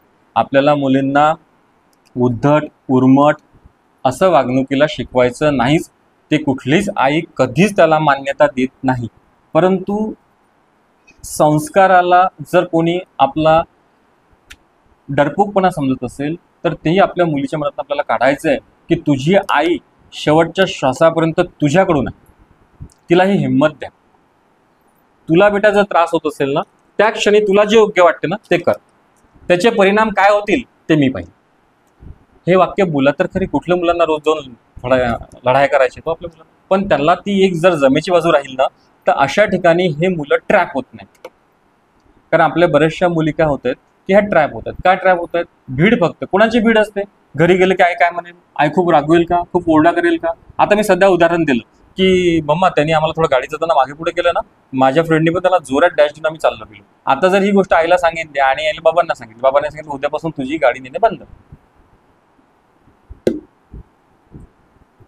तू गाडीने जायचंच नाही, तुझी गाडीने बिलकुल बंद, तुला मी स्वतः सोडून देणार बेटा, मी तुला स्वतःला घाल. वडिलांच्या ठिकाणी काळजी चुकीची आहे का? नाही. वडिलांना किस्सा कळाला, वडिलांनी त्याच्यावर जे काही इम्प्लिमेंट करायचं ते केलं, पण हे इम्प्लिमेंट रॉंग होतं. तिची जर तुम्ही आज ती गोष्ट ऐकून गाडी बंद केली, उद्या तिच्यासोबत घडणारी एखादी कितीही दुर्घटना असेल ती तुमच्यापर्यंत आणणार नाही, कारण त्यांना माहिती आहे माझी गाडी बंद होती, माझा फोन बंद होतो, माझं बाहेर निघणं बंद होईल. बोरगाव मंजूची एक मुलगी होती, जेव्हा ती SP ऑफिसला आली ह्याचं रडली आणि तिने पत्र लिहिलं होतं SP साहेबांना की साहेब मला माझ्या तिथं फार मोठं विद्यालय आहे, तिथं त्रास होतो आहे आणि अक्षरशः मला माझ्या टीचिंग स्टाफमधनंच त्रास होतो आहे, पण जर वडिलांना ही गोष्ट सांगेल माझं शिक्षण बंद करतील, मला डॉक्टर व्हायचं आहे, माझे वडील शेतमजूर आहेत, ते मला आत्ताच 12वी सायन्सला स्टॉप करतील, घरात बसवतील किंवा लगेच 6 महिन्यामध्ये माझं लग्न करून देतील. शेवटी त्या मुलीला होणारा त्रास तिला घरात सांगायला आईजवळ ती सांगू शकली नाही. आता ठीक आहे, तिथले पालक शेतमजूर होते, अशिक्षित होते, एक सामाजिक बंधनं दडपणं त्यांच्यावर होती, तो भाग वेगळा. पण आज आपण या पद्धतीमध्ये आहे ना, आज का नाही माझी मुलगी मला सांगू शकत ती गोष्ट की मम्मी मला हा असा त्रास आहे म्हणून? का नाही ती पहिल्याच दिवशी त्याला उत्तरू शकत? ती का नाही पहिल्याच दिवशी तिथं तिचा हात उगारू शकत? मग मला तिला असं करावं लागेल ना तयार की तू तुझा हात उगार ना, देवाने तुला हात फक्त मेहंदी काढायसाठी दिले नाही आहेत, तर वेळ प्रसंगी तुला लाठीकाठी सुद्धा चालवता आली पाहिजे. मग हे मला आज तिला सांगावं लागेल आणि हे आई करू शकते, फक्त आई करू शकते. आणि तुमची मुलगी आहे, पण तिला एका वेळेनंतर, जसं आधी म्हणायचं की मुलाचा म्हणजे वडिलांचे जोडे जर मुलाला झाले तर त्या दिवसपासून ते वडील त्याला बोलणं बंद करायचे. आणि हा वाक्प्रचार असायचा खेळामध्ये, त्याला माझा जोडा झाला ना आता का शिकावं लागतं त्याला? अजूनही खेड्यामधले लोक असे बोलतात, त्याला माझा जोडा झाला, विषय त्याचा संपलेला आहे, त्याला समजेल काय समजत होते. आता आपल्याला मुलींना लहानपणापासूनच हे सांगायचंय की तू माझीच आहेस, तुला जेही त्रास असेल ते मला फ्रँकली बोल. आणि असे प्रसंग काय करताना, अशा वेळेस करताना तुम्हाला त्यांना काही उदाहरणं द्यावे लागतात किंवा त्यांच्याकडनं काढून घ्यावे लागतात. की न्यूजपेपरमध्ये तुम्ही बऱ्याच वेळा पाहता, मग न्यूजमध्ये एखादी न्यूज आली ना, आपण काय करतो, एक चुकतं आपण ती न्यूजच बदलतो. बघा तुम्ही मनावर वाटतो, आपल्यात ते डेअरच नाही, आपण ती न्यूज बदलणार, आपण तिला ती न्यूज नाही बघू देणार, आपण त्या न्यूज विषयी चर्चा नाही करणार. मग तिला कळेल कसं की काय रॉंग आणि काय राईट हे तिला कसं कळेल? एखादी जर न्यूज येत आहे, ती जर तिथं बसलेली आहे, ती मान खाली घालते पण तिचे कान टीव्हीकडे आहेत. तुम्ही चॅनल चेंज करताय काहीतरी असं दाखवून की ते पण ती नाही नोटीस केलंय, मम्मीने चॅनल चेंज. मग आता ही जी क्युरियोसिटी तयार झाली की बातमी काय होती, तिला तिथं नाही मिळाली ऐकायला. पण तो जो ब्रेन आहे, तो ब्रेन शांत बसणार आहे का? नाही. कारण जशी एक पोटाची भूक असते ना, तशी बुद्धिमत्तेची सुद्धा भूक असते. मग ती भूक तिला जर व्यवस्थित मार्गाने, व्यवस्थित माध्यमातून मिळत असेल ना, आईच्या माध्यमातून मिळत असेल ना, तर तिला उचितच मिळेल. काय मत आहे तुमचं याविषयी? आणि जर बाहेरच्या माध्यमातून तिला मिळत असेल तर त्याची शंकाच आहे मला, ते उचित मिळेल, अयोग्य असेल, योग्य असेल, कुठल्या लेवलपर्यंत, पातळीपर्यंत असेल, ते मी नाही ठरवू शकत. बाहेर गेल्यावरती sky is the open for her. ती काय शोधेल तिचं तिला माहीत, तिला शोधायला भरपूर काही गोष्टी आहेत. म्हणून अशा ठिकाणी काय करायचं आपल्याला की ह्या प्रसंगांचं आयुष्याशी होणारे समरसता, की बाळा हे झालंय ना, तुला हे प्रसंग माहित आहे का, हा प्रसंग घडला. ती पहिले शाय असेल, कालांतराने तुम्हाला सांगेल हो मम्मी मी ऐकलंय, माझ्या पण इन्स्टाला आलं, फेसबुकला पण आलं. का गं याच्यात तुझं मत काय आलं? तुला काय वाटतं, कोणाची चूक असेल दोघांपैकी? तुला काय वाटतं एखाद्या गोष्टी? घ्या ना तिचे मतं, काय हरकत आहे? आणि तिच्या मतांचा आदर करूया आपण. जरी ती चुकीचं मत व्यक्त करत असेल तरी त्या क्षणी क्रॉस नाही करू आपण तिला. आपण तिला आठवड्याभराने एखादी दुसरी गोष्ट देऊ की बेटा बघ त्यावेळेस तुझं मत असं होतं ना, मग एखादी गोष्ट स्वतः आपल्याला शोधून काढावी लागेल की आता या गोष्टीचं मत काय. चर्चेनी तिच्या मनातले असणारे सगळे डाऊट्स आपल्याला क्लिअर करावे लागतील. दाबून टाकल्याने ते डाऊट्स क्लिअर होणार नाही. तो स्प्रिंग आहे, जितका दाबणार तितका प्रेशरने तो उडणार. म्हणून त्याच्यापेक्षा मी हिच्याशी ह्या विषयावर बोलू कशी, बोला तिच्याशी त्याच विषयावर बोला, कारण आजची गरज हे सगळे विषय असतात. त्यानंतर काय असतं ना, हे जे वय आहे इयत्ता 4थी ते या वयामध्ये प्रत्येकाचे एक रोल मॉडेल्स असतात. म्हणजे लहान मुलगी फर्स्ट पासून 3rd पर्यंत आहे, तर ते टीचर खेळतात, सगळ्यांना माहिती. ते घरी येतात, टीचर खेळतात, त्यांचा बोर्ड जशी त्यांच्याकडे टीचर असेल तशीच ते टीचर त्यांच्या डोक्यामध्ये ते बसलेली असते की माझे टीचर अशी करणार, ते अशी करणार. उलट ते एकट्यात बडबड सुद्धा करतात. ते तिचं विश्व. मग ती जशी 5th स्टँडर्ड पासून वर जायला लागते तेव्हा हे जे टीव्ही सिरियल्स असतात ते तिचे रोल मॉडेल्स असतात. तिला नाही माहिती हे काल्पनिक जग आहे, ती त्या काल्पनिक जगामध्ये इतकी गुंतून जाते. मग त्या रोल मॉडेल्समध्ये ती कधी कधी स्वतःला पाहायला लागते. इव्हन दो ती नाही, आपण सुद्धा पाहतो तुम्हाला एक सिरियलचं नाव सांगू का? घाडग्यानी सून पाहिली होती का? ती सिरियल जेव्हा सुरू झाली ना, इतक्या घरातले वाद वाढले होते, इतके भांडणं लागले होते, रोजच्या डिवोर्स केसेस बनायला लागले. आता काय काय ज्यांनी सिरियल पाहिली त्यांना कळालं, कारण तो संचारतो. ते जे कॅरेक्टर आहे, अर्ध्या सासूंच्या अंगामध्ये घाडगेची ती सासू घुसलेली होती, अर्ध्या सुनेंच्या अंगामध्ये त्यातली काय अर्पिता आकांक्षा कोण होती ती गेलेली होती, आणि तो अक्षयमध्येच गेला बिचारा. ह्या गोष्टींचा काय होतो, आपल्यावर होणारा परिणाम हा सायकोलॉजिकल आहे. आपण आज विशेष काय घेतोय, त्यांनी ठरवून केलं का ते नाही. तुम्हाला माहिती आहे, देवी अंगामध्ये संचारतं, एक काहीतरी सुरू झालं की मंदिरामध्ये दुसऱ्यांच्या अंगामध्ये. हे जे कॅरेक्टर्स शिफ्टिंग्स असतं, हे कॅरेक्टर शिफ्टिंग्स आपल्यावर पडणारा इन्फ्लुएन्स असतो, प्रभाव असतो. जसं मुलांवर हिरोचा, तो तसे हेअरस्टाईल करेल, तो तसं पॅन्ट घालेल, तसं टी शर्ट घालेल, तसं काहीतरी ब्रासलेट वगैरे तो त्याचं करेल. हे त्या मुलांचं एक पार्ट झाला. मुलींची विचारधारा चेंज होते, मुलींमध्ये राहणीमान चेंज होत नाही, मुलींचे डायरेक्ट विचारधाराच बदलतो.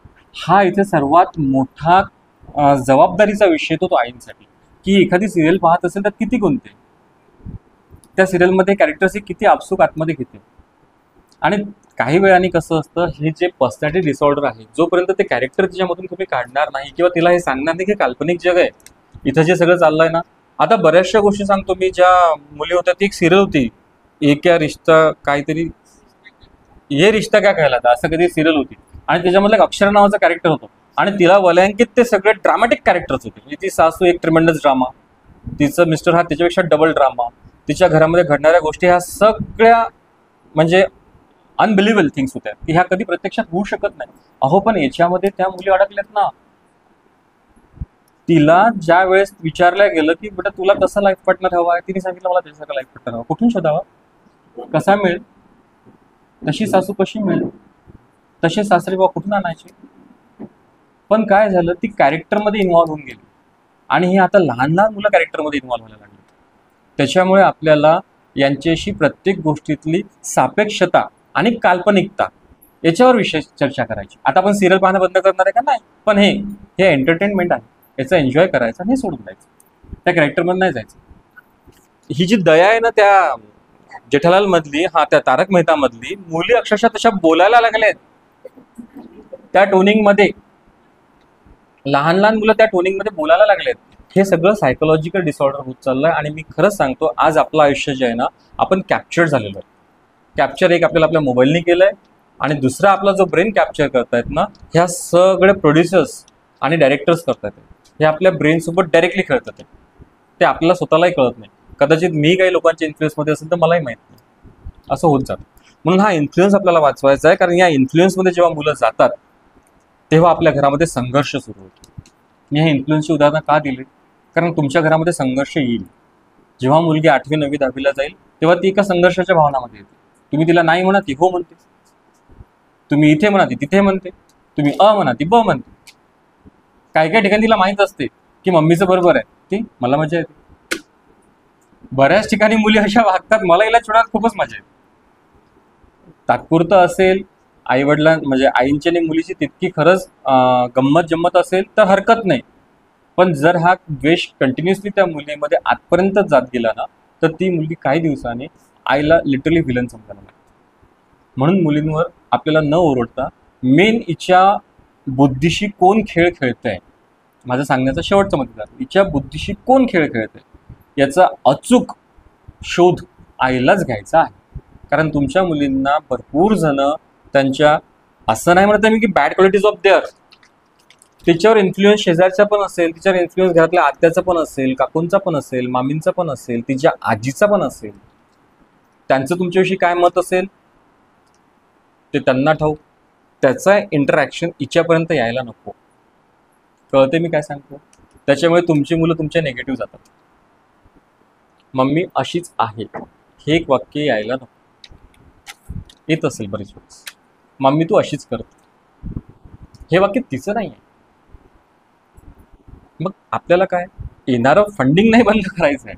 जिकडनं येतंय त्याला थांबवू शकत नाही, पण त्याला रिसायकल करू शकतो. की बेटा काही काही गोष्टी अशा असतात की ज्या चुकीच्या असतात ना, मग मम्माला ना ठाम निर्णय घेऊन त्या दाखवा लागतात बेटा की आपल्या कुटुंबासाठी चुकीचे आहेत, म्हणून मी चुकीची नाही आहे. कारण कुटुंबामध्ये असे पेच प्रसंग येतील आणि त्यावेळेस ती सहज तुमच्याशी बोलताना बोलते, तू काय करते मग? आणि असं म्हटलं की आपल्या जीवाचा तिळपापड होतो. कारण तिला थोडी माहिती आहे आईने काय सहन केलं, काय मॅनेजमेंट केली आहे, किती भोगलंय, त्यानंतर ती अशी बनली आहे, किंवा ती जे करते ती माझ्या कुटुंबासाठीच करते. हिला माहीत साहित काही नसतं. ही एक वाक्य बोलते आणि मोकळी होते. तिथून आपला त्रागा चढतो आणि आपला संघर्ष, हा संघर्ष आपल्याला टाळायचा आहे मुलीसोबतचा. आणि या संघर्ष का होतो तर त्याचं कारण शोधायचं आहे. तिला हे नाही म्हणायचं तू चुकलीस, तिला म्हणायचं बेटा तू बरोबर आहेस, फक्त मला तू बरोबर कशी आहे ना हे सांग, किंवा मी कशी बरोबर आहे ना हे मी तुला सांग. या चर्चेतून हा प्रश्न आपला सुटू शकतो. संघर्ष टाळा, मुलीसोबत होणारा आपला संघर्ष टाळा.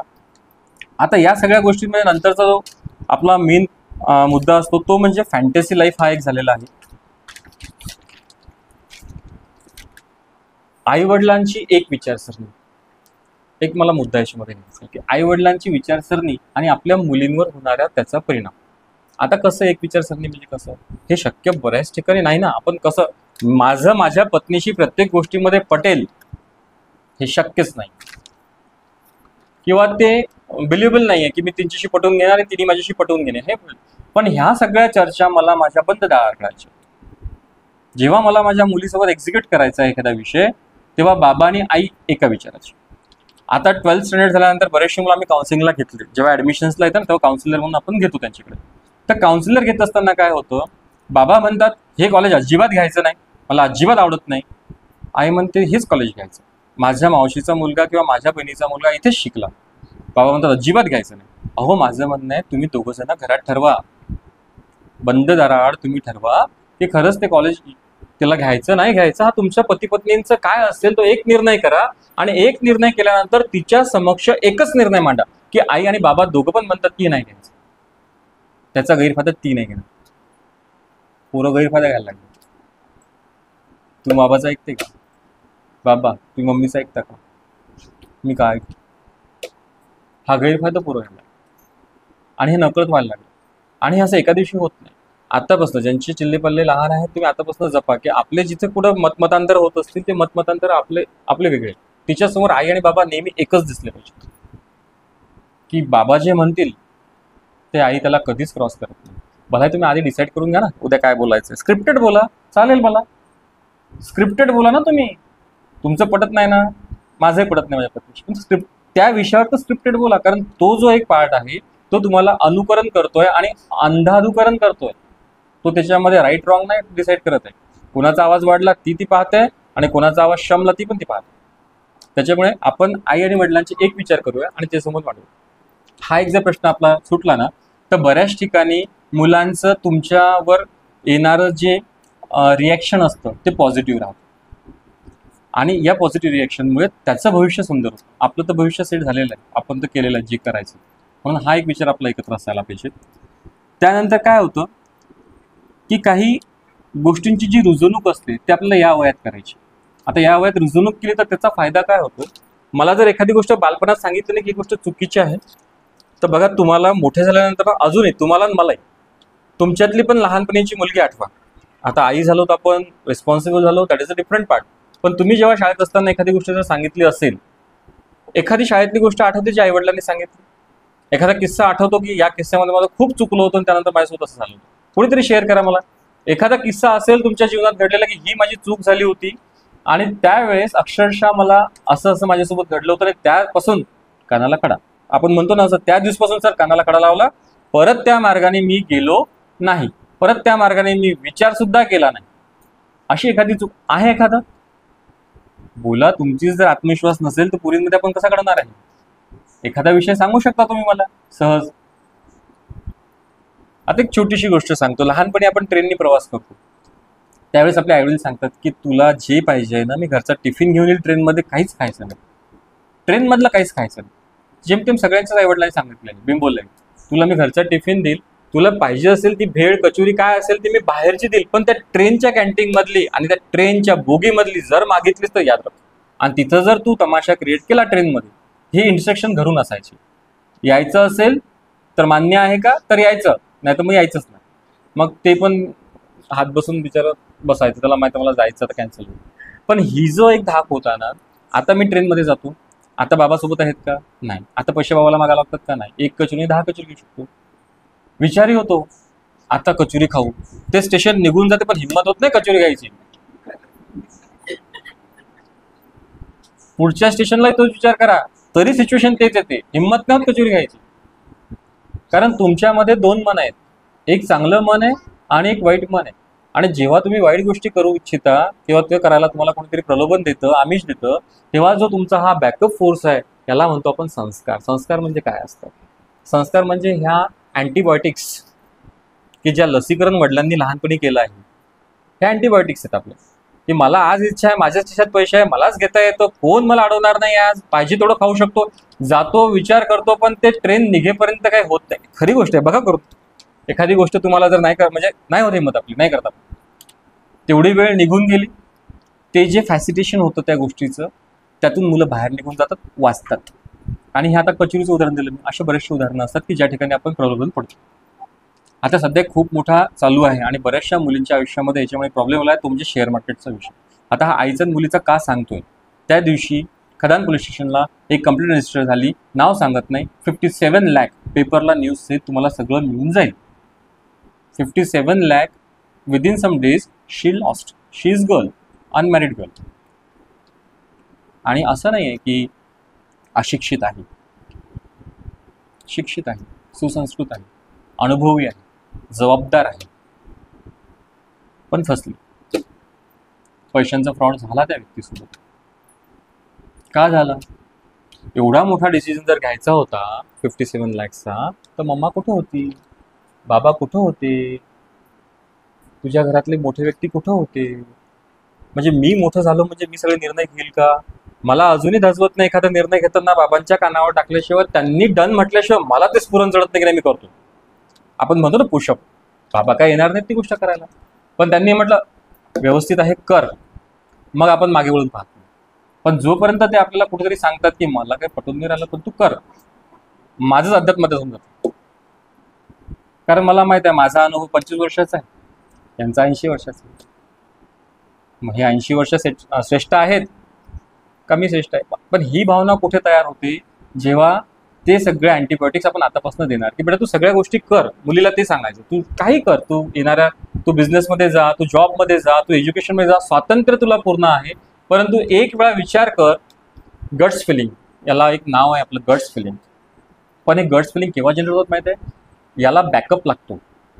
आणि बॅकअप हा आता आपण द्यायचं, म्हणजे 5वी 6वी पासून 12वी पर्यंत. काय गोष्ट चांगली, कुठली गोष्ट रॉंग, हे वारंवार त्यांची चर्चेतनं सांगा. तुमचे मुलं एखादी चुकीची गोष्ट करताना त्यांच्यावर कितीही दबाव आला तरीही ते एक पाऊल मागे होतीलच. 11th आवरला ते मागे होतील. तो स्वतः किती प्रयत्न करेन की नाही. आता मी त्या दिवशी एक मुलगी होती, ती पुण्याला गेली शिकायला, 1 वर्ष झाले तिचं गेली, इंजिनिअरिंगला नंबर लागला. काय असतं हे सगळं, 12वी पर्यंत फार प्रेशरमध्ये असतात हे पोरं. घरामध्ये अभ्यास, स्टडी, सारखा अभ्यास, सतत अभ्यास, आणि मग हे पुण्यात मुंबईत गेले ना की एकदम ओपन होतात. यांचे पंख इतके जबरदस्त ओपन होतात की मग यांना सगळं आयुष्य जगायचं असतं. त्यावेळेस त्यांना, आणि एक खुमखुमी असते, 12th, I am achiever of the 12th. बरं आहेत ना अचिव्हर, कोणी नाही म्हटलं, अचिव्हर आहेतच, पण तेवढी अचिव्हमेंट ही पुरेशी नाही ना आयुष्यासाठी. मग ती अचिव्हर होती. झेडबीजला गेले ते लोक, 6 मुली रात्री 2:30 वाजता गाड्या घेऊन, 3 अकोल्याच्या, एक बाळापूरची होती आणि काहीतरी खामगावची, असा ग्रुप विदर्भाचाच. आणि तिथे एक MS30 नावाचं फार फॅड चालतं पुण्यामध्ये, तुम्हाला माहित असेल या गोष्टी, तिथे फार फॅड चालतं MS30 नावाचं पुण्याला. मग त्यांनी ते गाडीवर MS30 वगैरे लिहून ते सगळं त्या रॅश ड्रायव्हिंग वगैरे करत, म्हणजे अक्षरशः त्यातल्या 2-3 मुलींकडे बाईक्स सुद्धा होत्या, चांगल्या सदन फॅमिलीतल्या होत्या. तिथं त्या पकडल्या गेल्यात रात्री 2:30 वाजता. पकडल्या गेल्यात म्हणजे ठीक आहे, त्या व्यवस्थित असतात तर हरकत नव्हती की ठीक आहे त्यांना काहीतरी थ्रिल करायची, पण त्या नशेमध्ये होत्या जेव्हा पकडल्या होत्या. त्या इंजिनिअरिंग कॉलेजच्याच आहेत, तुम्ही 21-22 वर्षाच्या आहे, 18 वर्षानंतर तुम्हाला शासनाने परमिशन दिलेली आहे, याचा अर्थ हा नाही ना दिलेली आहे. मग तिथं तिच्या मनात का नाही किंतु परंतु आलं की मी बोलू का, मी चूक केली तर मी काहीतरी सांगू का, मी माझ्या आईला सांगू का. तुम्ही बघा एक ॲड येतं चिक्कीची, तो वडील असतो, तुम्ही पाहिली का नाही माहीत नाही, खूप छान ॲड येते. एक मुलगी असते, ती तिच्या पप्पांना सांगते, पप्पा मी विकेट आहे, फ्रेंड्स के यहाँ पे मैं पढ़ाई के लिए जा रही हूँ. पप्पा यस गो. मुलगी दुसऱ्या दिवशी ती जाते आणि लेट नाईट तिचा एक कॉल असते पप्पांना, पा आपसे कुछ बोलना है. हाँ बोलो बेटा क्या हुआ. पा मैंने आपसे एक झूठ बोला था. क्या झूठ बोला था. पा मैं मेरे फ्रेंड्स के यहाँ पे नहीं हूँ, मैं वीकेंड एंजॉय लोनावला में कर रही हूँ. वडिलांची रिएक्शन किती काय असायला पाहिजे होती. आपल्याकडचं बाप असतात, थांब तू तिथं दांडके घेऊन आलो मला. ह्या ज्या सगळ्या गोष्टी होत्या त्याच्यामध्ये काय रिएक्शन आहे.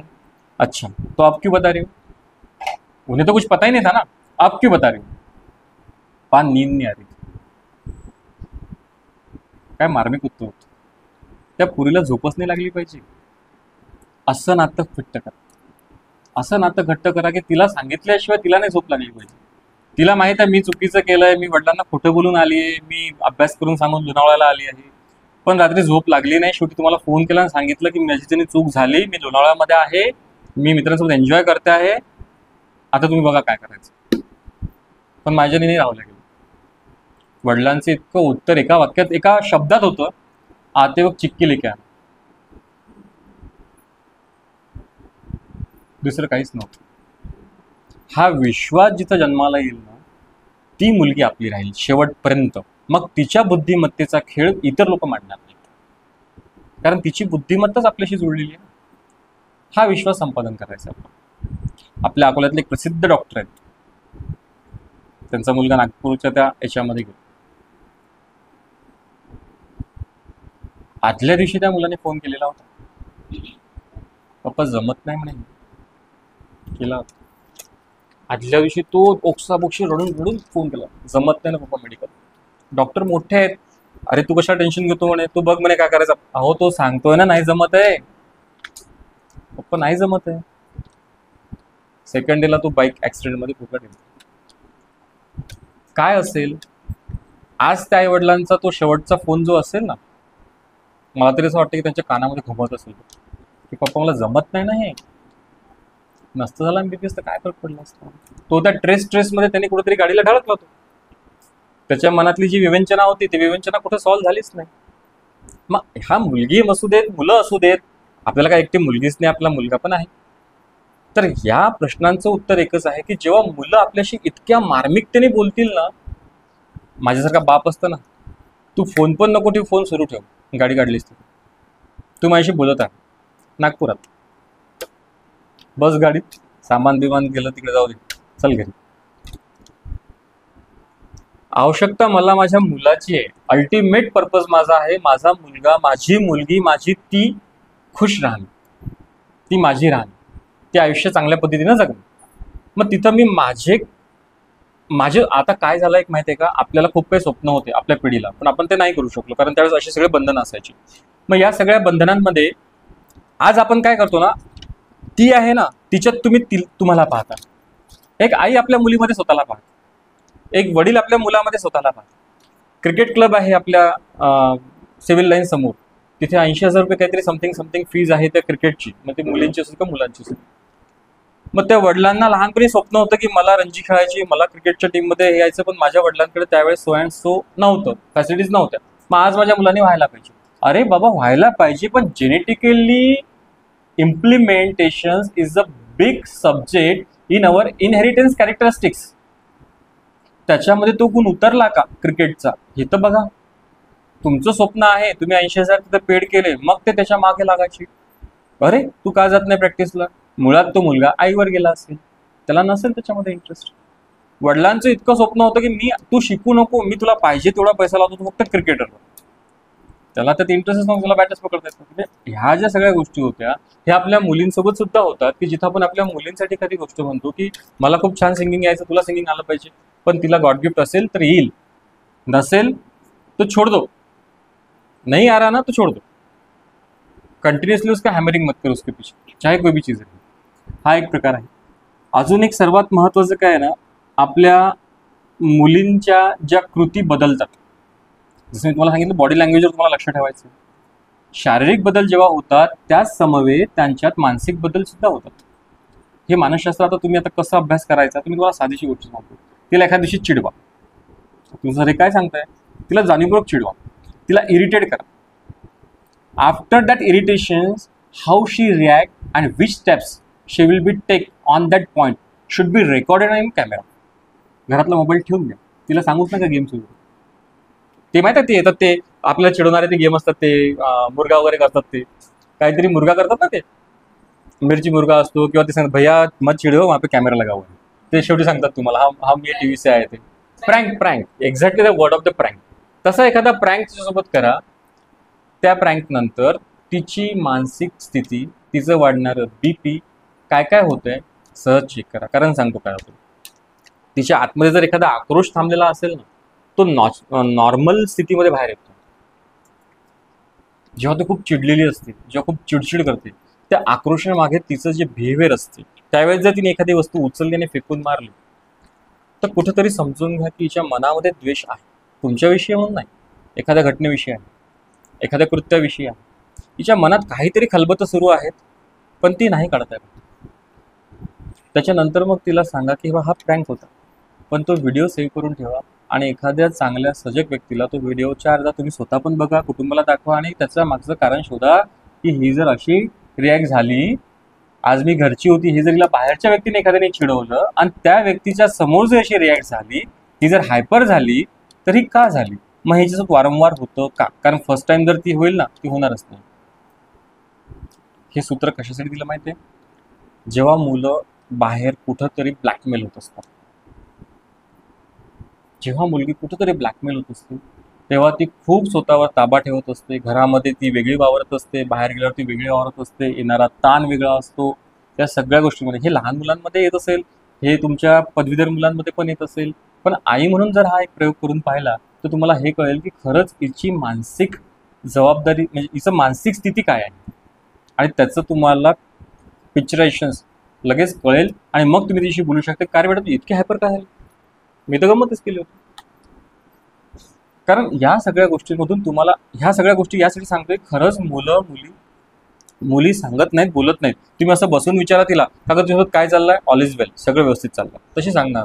मग ह्या काही सायकोलॉजिकल एक्सपेरिमेंट्स असतात की जे काउन्सिलर यूज करतात. आम्ही त्यांना चिडवतो, चिडवल्यानंतर ते बोलतात, आणि एक वेळा ते रागाच्या भरात आलेत की मग ते भडा भडा भडा भडा सगळं बोलून जातात, आणि आपल्याला तिला ते भडाभडा बोलायला भाग पाडायचं आहे.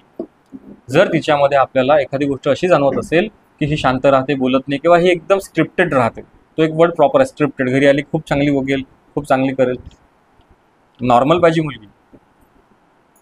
आपली मुलगी फार शील आहे, फार शालीन आहे, हो खालचे मान वर करत नाही, या भ्रमात राहू नका. असे मुलं मला नको आहेत. मला दंगा करणारे, मस्ती करणारे, लोकांची मजा घेणारे, म्हणजे मजा म्हणजे इन द सेन्स ऑफ त्या ह्युमर्स क्रिएट करणारे, खोड्या काढणाऱ्या अशा मुली मला हवेत. रात्री एखाद्या आई झोपलेल्या पटकन गेली, तोंडावर पाण्याचा शिडका मारून आली, ते मुलगी जिवंत आहे.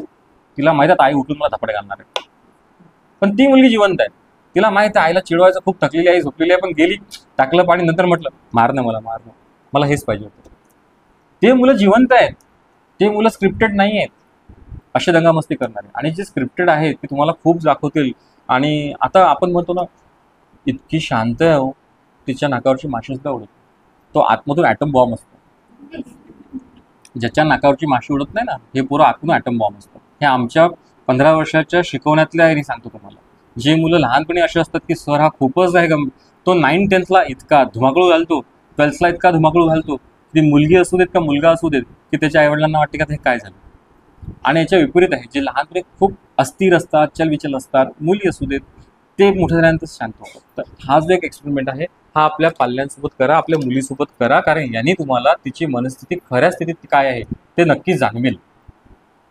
त्यानंतरचा जो महत्त्वाचा प्रश्न आहे, आपल्या मुलांना काही गोष्टी ज्या असतात त्या फार रोमांचकारी वाटतात, म्हणजे थ्रिलिंग्स लाईफमध्ये जे असतं. आता या एजला फार थ्रिलिंग्स आहेत. आता हे थ्रिलिंग्स कसे आहेत, तर एक साधाचं उदाहरण देतो तुम्हाला की दुधानी धबधबा आहे आपल्याकडे. इथं पातूरच्या जवळ एक दुधानी म्हणून एक धबधबा आहे. त्या दुधानी धबधब्याला एक ग्रुप होता अकोल्यातलाच, तुकाराम चौकामध्येच एक कॉलेज आहे, तिथलीच ते 12वीची ग्रुप होते. ते म्हणजे मुलं मुली दोघं पण गेलेत. घरी नाही सांगितलं कोणालाच, ऑब्व्हियसली मुलं हे तसं घरी सांगत नसतात, सांगतच नाहीत घरी. ते जेव्हा त्यांना दुधानी धबधब्याला जायचं ते सांगतात मी बॅचमध्ये फिजिक्सच्या. आणि आता तर ते ऑनलाईन इतकं छान झालं की त्याच्यावर ते सेट पण करून ठेवतात. मी त्या सरांना पण दिसतात की हा ऑनलाईन बसलेला आहे, पॅरेंट्सला पण दिसते की हा ऑनलाईन क्लासला अटेम्प्ट आहे, आणि हा तिकडे त्या धबधब्यावर असतो. त्याच्यामध्ये मुली पण होते, त्याच्यामध्ये मुलं पण होते. दुधानीला जेव्हा हे गेले तेव्हा हे सगळे चांगल्या व्ह्यूनीच गेले, एक इंटरॅक्शन करायला म्हणूनच गेले. यांनी तिथे सगळं एन्जॉय करायला सुरुवात केली. पण करून ते जे काही समाजकंटक असतात, अशा ठिकाणी असणारे समाजकंटक आहेतच. कारण आपला समाज हा काही फार अजून इतका प्रगल्भ झाला नाही की एखादी मुलगा मुलगी बसलेले आहे तर त्यांना मित्रमैत्रीण मानणे आणि त्यांचा आदर करणे इतका प्रगल्भ समाज अजून तरी आपला झालेला नाही. असे समाजकंटक आहेतच. मग त्यांना त्या समाजकंटकांनी आहे त्याच पद्धतीने ट्रीट केल्या गेलं. मग ट्रीट केल्या गेलं तर त्याला काय झालं की या मुलींनी फक्त झालेलं काही नव्हतं, ते कुठेतरी बसलेले होते, फक्त त्यांचे काहीतरी शूट्स घेतलेले होते, बसलेले मुलांचे शूट्स घेतलेले होते आणि त्यांना सांगितलेले की आम्ही याला व्हायरल करू, आम्ही याला सो अँड सो वॉट, आम्ही हे सगळं करू. त्या मुली भेदरल्यात. भेदरल्यानंतर काय सुरू झालं, ट्युशनची फी त्या पूर्ण द्यावं लागायची. ट्युशनची फी आहे 1 लाख रुपये कमीत कमी 12वीची पूर्ण.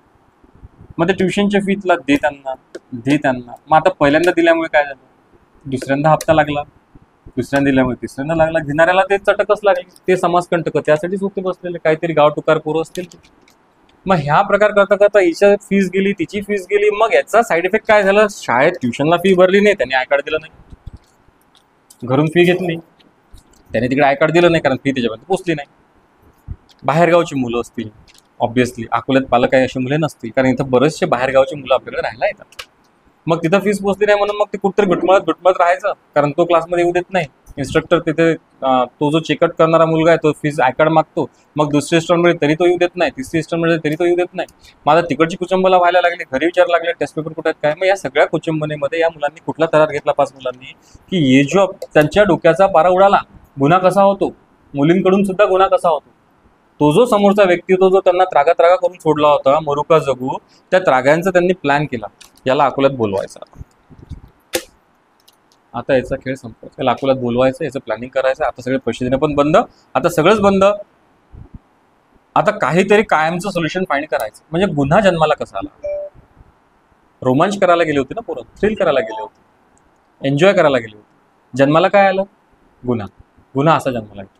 आणि हे प्रकरण आमच्याकडे काय येतात, कारण लिटरली जेव्हा तिथून काउन्सिलिंगला बोलत, कारण त्यांचं कसं असतं पोलिसांचं, अंडर एज असलं की ते बोलत नाहीत, त्यांना युनिफॉर्म अडवाय, त्यांना त्या ठिकाणी टर्शरी पसंत लागतं, कारण त्यांना बोलता येत.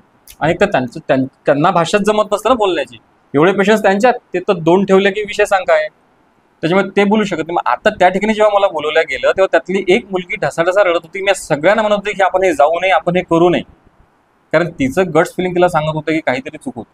पहिल्यांदा आपले लोक सांगायचे ते डावा डोळा उजवा काहीतरी होतं, ते किती झालं की मग चांगले कामं करायचे नाही. आज तो जे सगळं गट्स होतं ते तिची गट्स फिलिंगला सांगत होती, मी सांगत होती. म्हणजे मी त्या सगळ्यांशी फ्रेंडली बोललो की तुमच्या एक्झॅक्टली काय झालं, मला A to Z सांगा, म्हणजे मी सोल्युशन फाइंड करेल. आणि तुम्ही अंडर एज असल्यामुळे आपण या सगळ्या गोष्टींना बाहेर देऊ. आणि सर्वात मोठी भीती एकच की हे सगळं काही हातापाया जोडून ते लोक खाली लुटंगण घ्यायला तयार आहेत. ते पुरा फक्त का, आमच्या पालकांपर्यंत हा विषय पोचवू नका. मग या सगळ्या ग्रुपने मिळून त्या कोणत्या 1-2 पोरांना इथं बोलवलं, तुकाराम चौकामध्ये त्याच्याच गाडीवर काहीतरी बसवलं, त्याला सांगितलं आम्ही पे करतोय सो अँड सो, आणि त्या MIDC मध्ये नेऊन त्याला चांगला बदलला. पोरींनी सुद्धा मारलं त्याला हॉकी स्टिक्सने. का मारलं असेल, त्यांनी छळलं तितकं होतं ना, राग तितका होता ना तो. बरं, यांनी मारलं तर मारलं, यांनी त्याची व्हिडिओ शूटिंग पण केली. त्याचं कारण काय होतं, त्यावेळेचा जो संताप होता, तो संताप इतका होता त्यांचा की आज एक तो ये, एक तो हम. कारण त्यांची सगळ्या ज्या सीमा होत्या ना, त्या सगळ्या सीमा तुटलेल्या होत्या. ते वर्षभर त्या ब्लॅकमेलला कंटाळत प्रश्न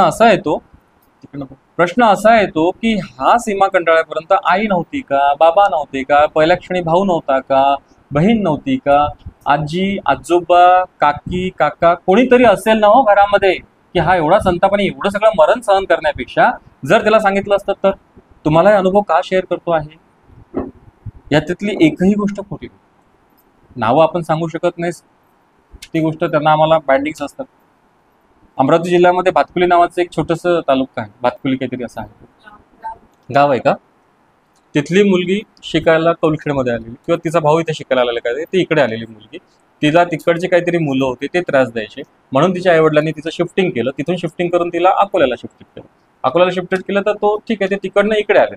इकडे आल्यानंतर परत तो सगळा कारभार सुरू, आणि मुलगी तिच्या मनाने निघून गेली. इयत्ता 11वीची विद्यार्थिनी. काही फार समजतं का, काय समजत नाही. सैराटपेक्षा पलीकडे काहीच होणार नव्हतं. काय होणार होतं, सैराटपेक्षा पलीकडे काय होणार होतं, तेच होणार होतं जे होणार होतं. मग आता तरी तिच्या आईवडील फार समजदार होते, त्यांनी पोलिसांशी संपर्क साधला. अनाशी योगायोगी ती पोरगी अमरावतीतच सापडली. सगळं झाल्यानंतर त्या मुलीला जेव्हा मी विचारलं की हे पाऊल का उचललं, असं पाऊल का उचललं, त्याच्या मागचं कारण होतं, मी जे आयुष्यात कधीही जगली नाही ते आयुष्य मला या मुलांनी दाखवलं. माझ्या वडिलांनी मला कधी चिखलदरा नेलं नाही, माझ्या सगळ्या मैत्रिणी जायच्या, या मुलांनी मला चिखलदरा फिरवलं. माझ्या आईने मला कधीच म्हटलं तो ड्रेस घेऊन दिला नाही, त्यांनी मला घेऊन दिला. साधं सरळ आहे. मी जे कधी जगली नाही ते मी त्याच्या समवेत जगली, ते त्यांनी मला गोष्टी प्रोव्हाइड केल्या जे माझ्या वडिलांनी आईने माझ्यासाठी कधीही केलं नाही. याच्यात दोष कुणाचा म्हटलं बाळा? माझ्या आईवडिलांचा म्हणा. म्हणजे गरजा जिथे पूर्ण होत नाहीत त्या गरजांना उत्पन्न होणारे मार्ग किती विक्षिप्त असू शकतात. आता गरजा जर आवश्यक असतील तर त्या आईवडिलांनी निश्चितच पूर्ण कराव्यात. गरजा जर अनावश्यक असतील तर त्याच्यावर अंकुश आईवडिलांनी निश्चितच ठेवावा. पण आता कुठल्या गरजा ह्या अत्यावश्यक, कुठल्या गरजा ह्या अनावश्यक, याचा जो पॅरामीटर आहे, ही सीमा आईलाच ठरवावी लागते. की खरंच पोरींना जास्त दाबून अर्थ नाही ना. एखाद्या दिवशी तिच्याही मनाचं करावं लागतं. तिथं तो उद्रेकच होता आणि तिला काही गमच नव्हतं, म्हणजे तिला काहीच त्याचं दुःखच नव्हतं. तिचे आई बाबा समोर उभे आहेत, हो मी केलं, तुम्ही काय केलं माझ्यासाठी? ही 11वीतली मुलगी बोलते का की तुम्ही माझ्यासाठी काय केलं? पैशांचा संदर्भ येत नाही आपल्याला, तिला विमानात बसवता येत नाही, माझी कॅपॅसिटी नाही आहे. अहो पण तिला कुठंतरी तिला जे हवं आहे, तिच्या ज्या बाकीच्या मैत्रिणी करतात आहे ते तुम्ही करायला द्या ना. प्रत्येक वेळेस जर आपण तिला हे असं नाही ते तसं नाही ते तसं नाही, तर त्याचा उद्रेक हा असाही होऊ शकतो. म्हणून या उद्रेकाला सामोरे जाण्याच्या आधीच प्रिकॉशन बेटर दॅन क्युअर. मुलांशी मोकळं बोला, मुलांना साधेपणा काय असतं हे शिकवा. मालबार अकोल्यामधलं BAMS विद्यार्थिनी 1.5 लाखाचा हात साफ करून गेली होती. मालबार अकोल्यात न्यूज आहे सगळीकडे, माझ्याकडे आत्ता करू शकतो. BAMS अकोल्याचीच विद्यार्थिनी पकडल्या गेली. काय केलं? माझ्यावर 8 पार्ट्या ड्यू आहेत म्हणजे. किती पार्ट्या ड्यू आहेत? 8 पार्ट्या एकूण ड्यू आहेत माझ्या ग्रुपच्या. आता सगळं सायकल फिरून फिरून शेवटी माझ्यावरच आलं म्हणे. मी प्रत्येक वेळेस त्यांना सांगितले म्हणे की इस बार नाही, नेक्स्ट टाइम करते. आता 8 अशा माझ्यावर ड्यू जमा झाल्या, आता कुठून करू म्हणे? साधं राहणंच नाही ना. कारण ह्या DP स्टेटस आणि हा जो सगळा कल्चर आला आहे, याच्यामुळे प्रत्येकाला त्या कल्चरमध्ये कुठंतरी मी कमी नाही हे सिद्ध करायचं आहे. आता तिच्या घरची परिस्थिती नसेल, ती पोरगी तर बाहेर गावून शिकायला आलेली आहे BAMS कॉलेजला. तिच्या आईवडील तिला कसं शिकवत असतील ते त्यांना माहीत बिचाऱ्यांना, ते काय जीवाचं रान करून हिला शिकवत आहेत. पण हिला त्या ग्रुपमध्ये अनइझी फील होत होतं की मी काय सांगू, मी गरीब आहे, माझे वडील पैसे देत नाही. तर हे सांगायला आपल्या मुलीला सांग बाबा तुझ्या बाबांकडे पैसे नाही, तुझे बाबा गरीब आहे. आणि आपली आहे ती परिस्थिती खरंच मुलींना सांगूच नका. त्यांना कामच करू द्या. काम करू द्या म्हणजे लोकांकडे पाठवा हे माझं म्हणणं नाही आहे, पण तिला तिचे सत्य परिस्थिती जाणवू द्या. काय होतंय ना, याच्यामध्ये बाबा चुकतात. आता कसं, हा जो पापा की परी कन्सेप्ट आलाय ना, तू माझ्या तळहातावरचा फोड, हा सगळा चुकीचा कन्सेप्ट आहे. तुम्ही हे बाबा लोक हे अति करतात हो, आणि नाही ना तुमच्यात तेवढं सामर्थ्य. आणि जर पैशाने जर तिला सुख मिळणार असतं तर मग मी म्हणतो प्रत्येक मंत्र्या संत्र्याची पोरगी सुखीच झाली असती. ती कशाला गेली असती त्या मृत्यू हत्याकांडात लग्नानंतर आता जे घडलं ते? पैशाने जर सुख मिळालं असतं तर आपल्यापेक्षा तिथे लाखो पटीने पैसा शिल्लक होता. सुख हे पैशात कधी नाहीच. सुख हे तुमच्या संस्कारात आहे, सुख हे तुमच्या मनावर होणाऱ्या ताब्यात आहे. म्हणून आपल्या पोरींना, म्हणजे आज तुम्ही आई म्हणून घरी जाऊन बाबांना सुद्धा सांगा की त्या सरांनी सांगितलं पापा की परी नाही. अतिशोक्तीपणा करू नका. तुला पाहिजे त्याच्यावर बोट ठेव. अहो तुम्ही आता घेऊन देऊ शकता कारण ते पेन्सिल आहे. तुमचं जे आता चाललंय ना बेटा, हे 10 पेन्सिल आहे, त्यातलं कुठे बोट ठेव. हे आत्ता आहे ना, कारण ती पेन्सिल आहे. मग जेव्हा ती एखादी अवाढव्य गोष्ट मागेल तेव्हा तुमची बोटं पुरतील का? नाही पुरणार. मग ही सवय तुम्ही का घालताय की तुला पाहिजे ती? तिला हे सांगा बेटा माझा पगारच नाही असू देत ना आपल्याकडे गळगंजे, पण तिला सांगा ना की माझ्याकडे हे नाही आहे, असं कर 15 दिवसांनी घेऊ. थांबू द्या, 15 दिवस वाट पाहू द्या, चळपळू द्या, 15 दिवस तिची पराकाष्ठा पोचू द्या, आणि 15 दिवसांनी खरंच ती त्या गोष्टीसाठी उत्सुक आहे का ते बघा. 15 दिवसात तिचा प्रॉब्लेम स्वतः सॉल्व्ह झाला असेल, सोडून दे. कशाला देत, काय करायचं द्यायची. पण अभिज आताच आणि घे, मी काही करेल पण मी तुझ्यासाठी करून देईल, हे वाक्य चुकीचं आहे बरं. आईचं पण चुकीचं आहे, बाबाचं पण चुकीचं आहे. मी काही करेल, मी काहीच नाही करणार, माझ्याच्याने एवढंच होतं, मी एवढंच करेल, आणि तुला एवढ्यामध्ये चांगलं करायचं आहे तर ती करेल. ती तुमच्यावर डिपेंड नाही राहणार किंवा तिला ते क्लेश वाटणार नाही की माझे माई बाप्पा मला काही देऊ शकत नाही मम्मी पप्पा. हा एक प्रश्न त्याच्यामध्ये होता. आता नंतर शेवटचं एक तुम्हाला सांगतो आहे की आपल्या सगळ्या मुलींचा एक मोठा प्रॉब्लेम आहे, तो म्हणजे तिच्या लाईफमध्ये येणारा हिरो. हा हिरो येणारच. मलाही 2 मुली आहेत, त्यांच्या लाईफमध्ये येईलच. तुम्हालाही मुली आहेत, त्यांच्या लाईफमध्ये येईलच. आता याला टाळायचा कसा किंवा याला सावरायचा कसा? सध्या वागले की दुनिया जर पाहत असाल तर छान एपिसोड चालू आहे बघा. वागले की दुनियामध्ये तो एक राजेश वागले म्हणून एक कॅरेक्टर आहे. ती सिरियल बरीचशी ग्राउंडला धरून आहे आणि बरेचशा खूप छान सिरियल आहे की एक कुटुंबाला धरून चालणारी आहे आणि कुटुंबातले बरेचसे जे प्रश्न असतात ती त्या व्यासपीठावर मांडणारी आहे. वडील म्हणून त्या वडिलांचे सगळे पॅरामीटर राईट आहे ना, आई म्हणून ते पॅरामीटर राईट आहे. तर काय करा ना, मुलीला असं परिपक्व बनवा की तिला हा एक विश्वास आला पाहिजे की जर मला एखादी गोष्ट आवडते आहे आणि ती जर गोष्ट मी शेअर करते आहे तर किमान माझे आई बाबा ऐकून घेतील.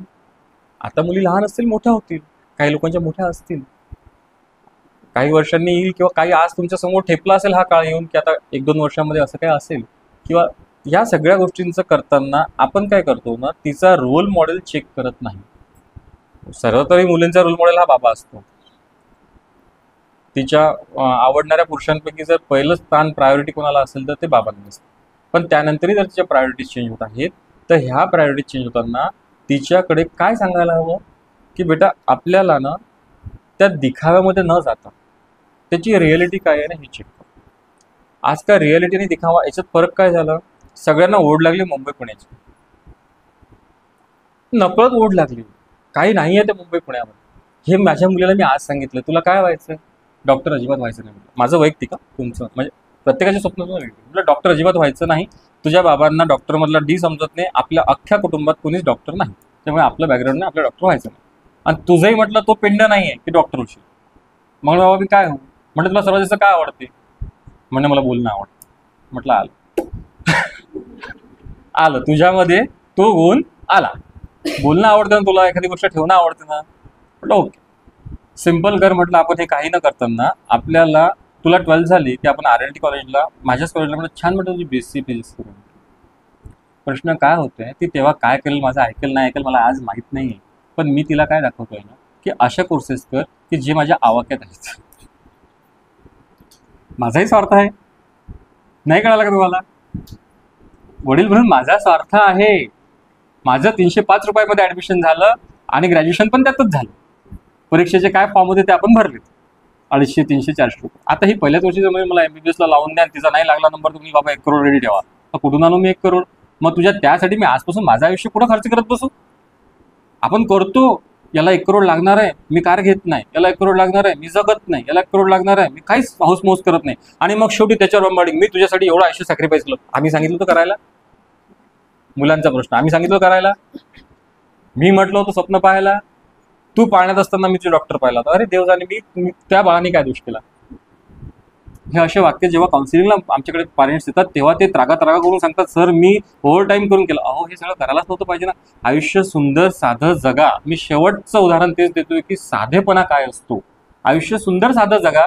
त्याचं नियतीने काय घडवलं आहे जन्म देताना ते त्या ईश्वराला माहिती, मला नाही माहिती. आणि मी त्याचं काही दातृत्व घेऊनही नाही आलो की हा डॉक्टरच झाला पाहिजे किंवा हा इंजिनियर झाला पाहिजे. त्याला लागणारी प्रत्येक इत्थंभूत मदत मी करायला तयार आहे. त्याच्यामध्ये कॅलिबर असेल तर त्या ठिकाणी मी खरंच माझं सर्वस्व अर्पण करायला तयार आहे. पण माझ्यासाठी यांनी हे व्हावं हा अन्यायच आहे ना हो.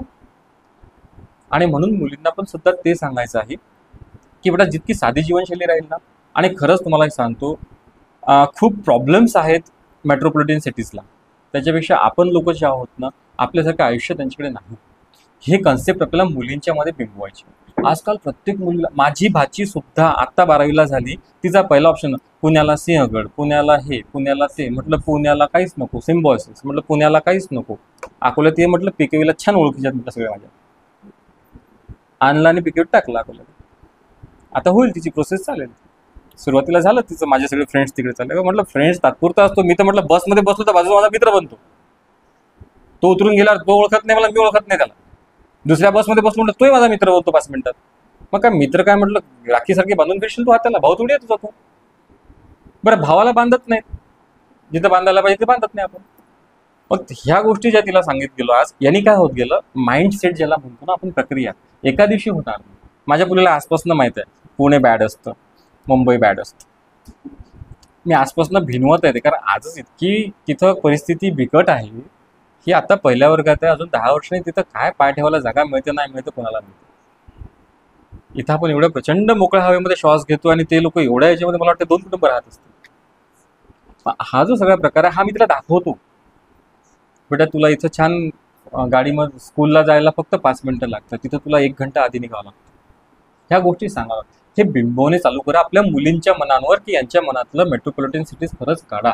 आयुष्य जगायला काय लागतो, पाणी, अन्न, निवारा, ते तिथे नाही आहे. हे जे लागतं ना हे तिथे नाही आहे, हे इथे आहे. मग इथलं सोडून तिथं कशाला जायचं आपण, त्या सगळ्या प्रदूषणामध्ये जाऊन पडायला आणि त्या सगळ्या ह्याच्यात पडायला, कारण लागणाऱ्या 3च गोष्टी आहेत त्या आपल्याकडे अवेलेबल आहेत. म्हणून हा एक शेवटचा पॉईंट सांगतो आहे की मुलींना साधं राहणं शिकवा आणि त्यांचे गोल्स सेट करताना त्यांना हेल्प करा. हे कसं करायचं असतं, हे आपण ड्रॉपरनी कसं एखाद्या बाळाला हळूहळू तो पेत नाही तर मग त्याला हळूहळू तसं द्यायचं असतं. तिला आजच सांगू नका पुन्हा एकदम खराब आहे, तिला हे सांगा तिथं गेलो मला जायला लागलं, गोष्टी करायचं, मी गेलो 1 तास गाडीतच लागला, सगळं मला हे झालं ते झालं, असं करता करता तिला डिटॅच करा या सगळ्या मेट्रोपॉलिटन सिटीजपासून. आणि एक दुसरी गोष्ट, कदाचित तुम्ही याला मान्य नसेल किंवा तुम्हाला ॲब्रॉड जाण्याचं जे आज सगळ्यांचं ध्येय आहे याला ब्रेन ड्रेन म्हणतात. भारतीय संस्कृती ही ब्रेन ड्रेन होत चालली आहे आणि याला फक्त आई थांबवू शकते. आपल्या देशा एवढा सुरक्षित देश कुठल्या जगाच्या पातळीवर नाही. सहिष्णुता, युनिटी आज आपल्या देशाला कितीही शिवाय देऊ देत, कारण यासाठी देतो की आपण इथं राहतो, आपण याला पाहतो म्हणून आपल्याला कंटाळतो. Just leave your place and goes to another countries and then come back and you realise what is the India.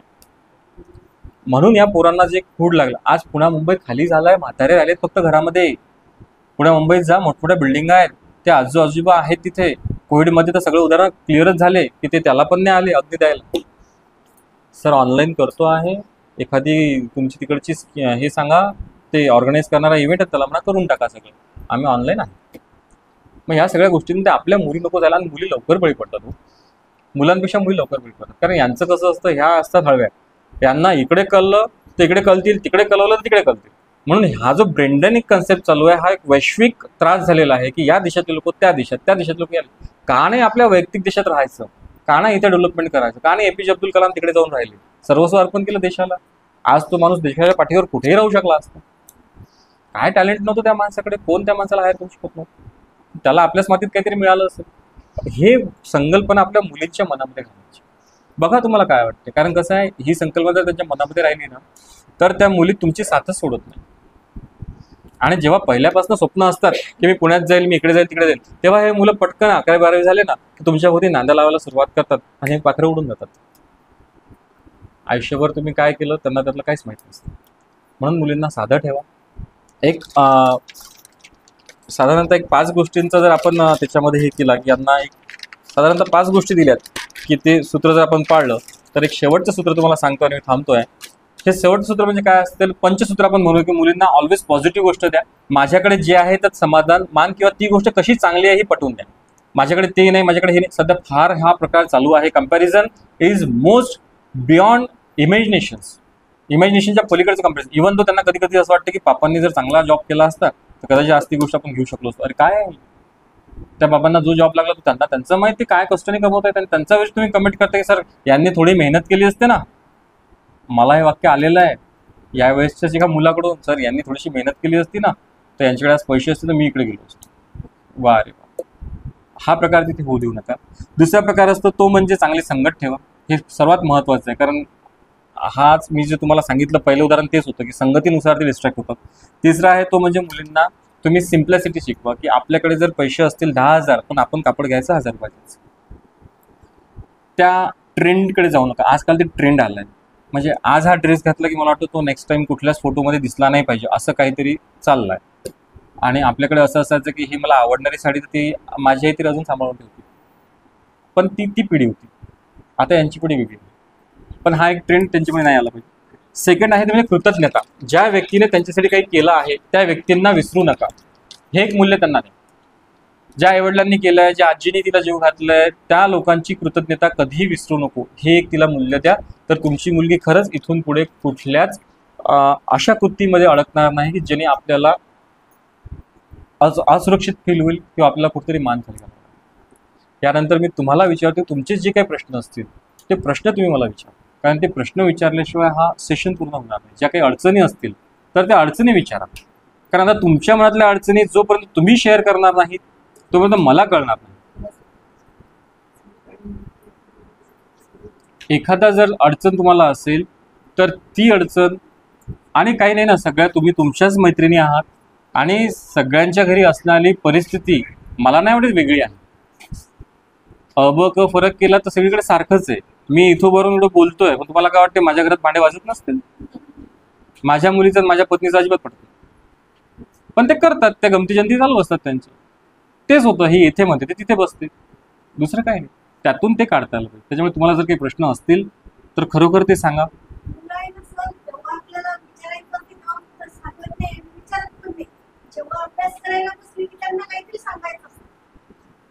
त्याच्या मागचे दोन कारण आहेत.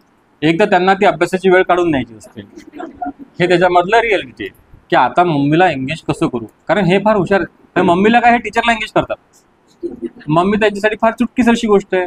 पण हे टीचरला जर आज टीचर टेस्ट घेणार आहेत किंवा आज जरी टीचर काय करणार असं, हे सर हे प्रॉब्लेम सॉल्व्ह करतो, त्याला प्रॉब्लेम येत असतो, त्याला त्याची लेवल माहीत असते, हा प्रॉब्लेम लवकर सॉल्व्ह होत नाही हे त्याला माहीत असते, याचा आन्सर मागत चुकलेला आहे हे त्याला माहीत असतो. आणि हे तो एकटा करत नाही, हे ते 4 डोके ठरवतात. कल तू ये पूछेगा मैं वो पूछूंगा. म्हणजे ही जे मुलांचं चालणार डोकं आहे, हे जे त्यांची बुद्धी असते ना, याला कारण काय माहिती आहे का, आता ही जनरेशन खरंच वॉस्ट आहे, म्हणजे तुमच्या आणि माझ्या पलीकडची आहे.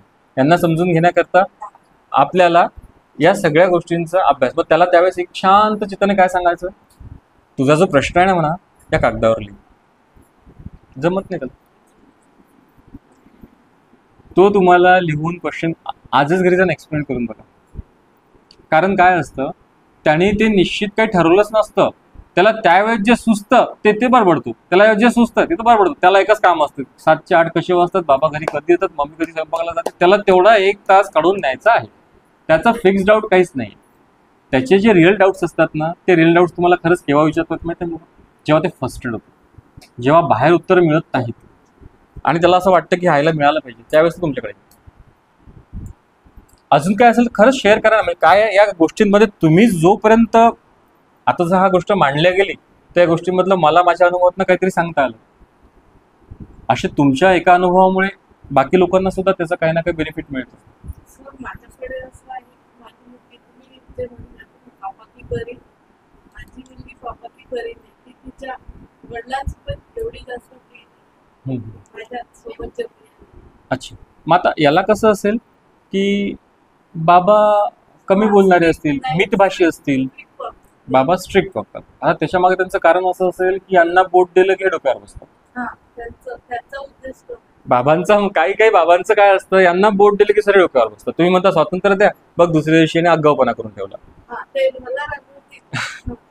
हा जो होतो. पण आता याच्यामध्ये कसं आहे, ते चूक मी म्हणत नाहीये, फक्त त्याचं बॅलन्स करता आलं पाहिजे. म्हणजे त्यांनी त्या मुलीचा विश्वासही संपादन केला पाहिजे की माझी जर खरंच चूक नसेल, चूक झाली असेल तर बाबा मला समजावून सांगतील, आरडाओरड करणार नाही, एकदम माझ्यावर हिडीसपिडीस करणार नाही, असं त्या सरांनाच त्याच्यामध्ये इन्व्हॉल्व्ह व्हावं लागेल. कारण आज सांगू का, मी पहिल्या दिवशी म्हटलं बाबा घरात पाय ठेवला आणि घर शांत झालं, हे काय होणार नाही. आता हे अपेक्षाच मुळे पिन ड्रॉप सायलन्स हा शब्द शिक्षकाने विसरून जावा. पिन ड्रॉप सायलन्स हा शब्द तो चालायचा की I want pin drop silence in my class, शक्यच नाही. जेवढे दाबसाल तेवढे ते कुचिनपणा करतील, कारण त्यांचं येणारं जनरेशनच तसं आहे. तुम्ही त्यांच्याकडनं ते, आता बाबांना तुम्ही तुमच्या मिस्टरांना काय सांगा, तिच्या गोष्टी विचारा, तिला शेअर करा. आता मेन थिंग सांगू का, या दोघांना कुठंतरी ना तुम्ही एकटं सोडत चला. तुम्ही बाहेर चाललं जायचं. किती वर्षाची आहे मुलगी? 18 वर्षाची आहे ना. तुम्ही 1-2 दिवस ठरवून असं करायचं की तिलाच तिच्या बाबाचा चहा, तिलाच तिच्या बाबाचं जेवण, या दोघांचा किती संपर्क येतो. आता त्यांनाही त्याच्यामध्ये एक पाऊल पुढे टाकावं लागेल आणि तिच्यातला तुम्हालाही तिला सांगावं लागेल की काही बाबांचं आवडीनिवडीचं करू. म्हणजे काय, त्या दोघांचं इंटरेक्शन झालं पाहिजे. आणि तुम्ही जोपर्यंत घरात आहे ना, तोपर्यंत बाबा तिच्याकडे डायरेक्टली पोहोचणारच नाही. तिला आणि बाबांना जोपर्यंत तुम्ही सोडत नाही, त्यांना एकमेकांवाचून जोपर्यंत अडत नाही, तोपर्यंत ते बोलत नाही.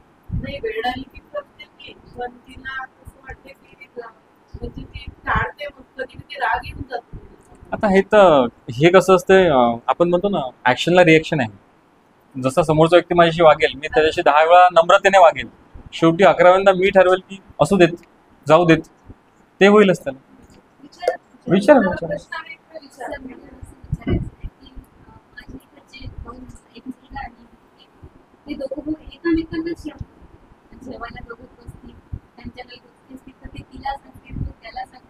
म्हणजे बहीण भाऊ आहेत का? वय किती आहे दोघांचं?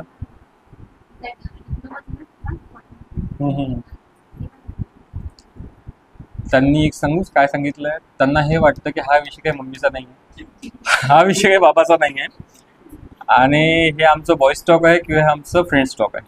हा एक शब्द असतो, बॉयज टॉक आणि girls talk. Friends talk, boys talk, girls talk. म्हणजे जेव्हा आता एखाद्या घरामध्ये जेव्हा मुलं बोलतात आणि जर आईने विचारलं काय ना मम्मा बॉयज टॉक आहे. आता बॉयज टॉक आहे म्हणजे काय आहे, त्यात कुठेतरी काहीतरी असा एखादा हास्यविनोद असेल की जो तुमच्या कानावर न पडावा अशी त्याची इच्छा असते. त्यात घडणारी एखादी अशी गोष्ट असते की जे त्यांच्या फक्त डोळ्यांनी त्यांना कळते. अशा वेळेस तुम्ही काय करायचं, आता मुलाला आणि तिला सांगायचं तुम्ही जेही करताना म्हणा, तुम्हाला वाटत मला माहीत नाही पण मला सगळ्या गोष्टी माहीत आहेत, तुम्ही आता काहीच नाही म्हणा, मी माझ्या तुमच्या एवढी असतात ना, मी शाळेमध्ये जे कामं केले ना तुम्ही करू पण शकत नाही म्हणा. सुरुवात तर करा, 2-4 गोष्टी सांगा त्यांना की आम्ही शाळेत असताना आम्ही काय काय तीर मारलेत सांगा. नसतील केले तर स्टोरी तयार करा, पण ह्या गोष्टी केल्याशिवाय ते तुमच्या लेवलपर्यंत येणार नाहीत. कारण त्यांना हे माहित आहे हिला काही सांगायचं हे उठून बाबाला सांगेल. हा सर्वात मोठी भीती आहे हिला, कारण पोरांना माहिती आहे काय असतं, मम्मीच्या पोटात गोष्ट राहत नाही. तुमचा जो प्रॉब्लेम आहे हा मेन प्रॉब्लेम आहे की हा मग बाबा बॉयज टॉक आहे ना.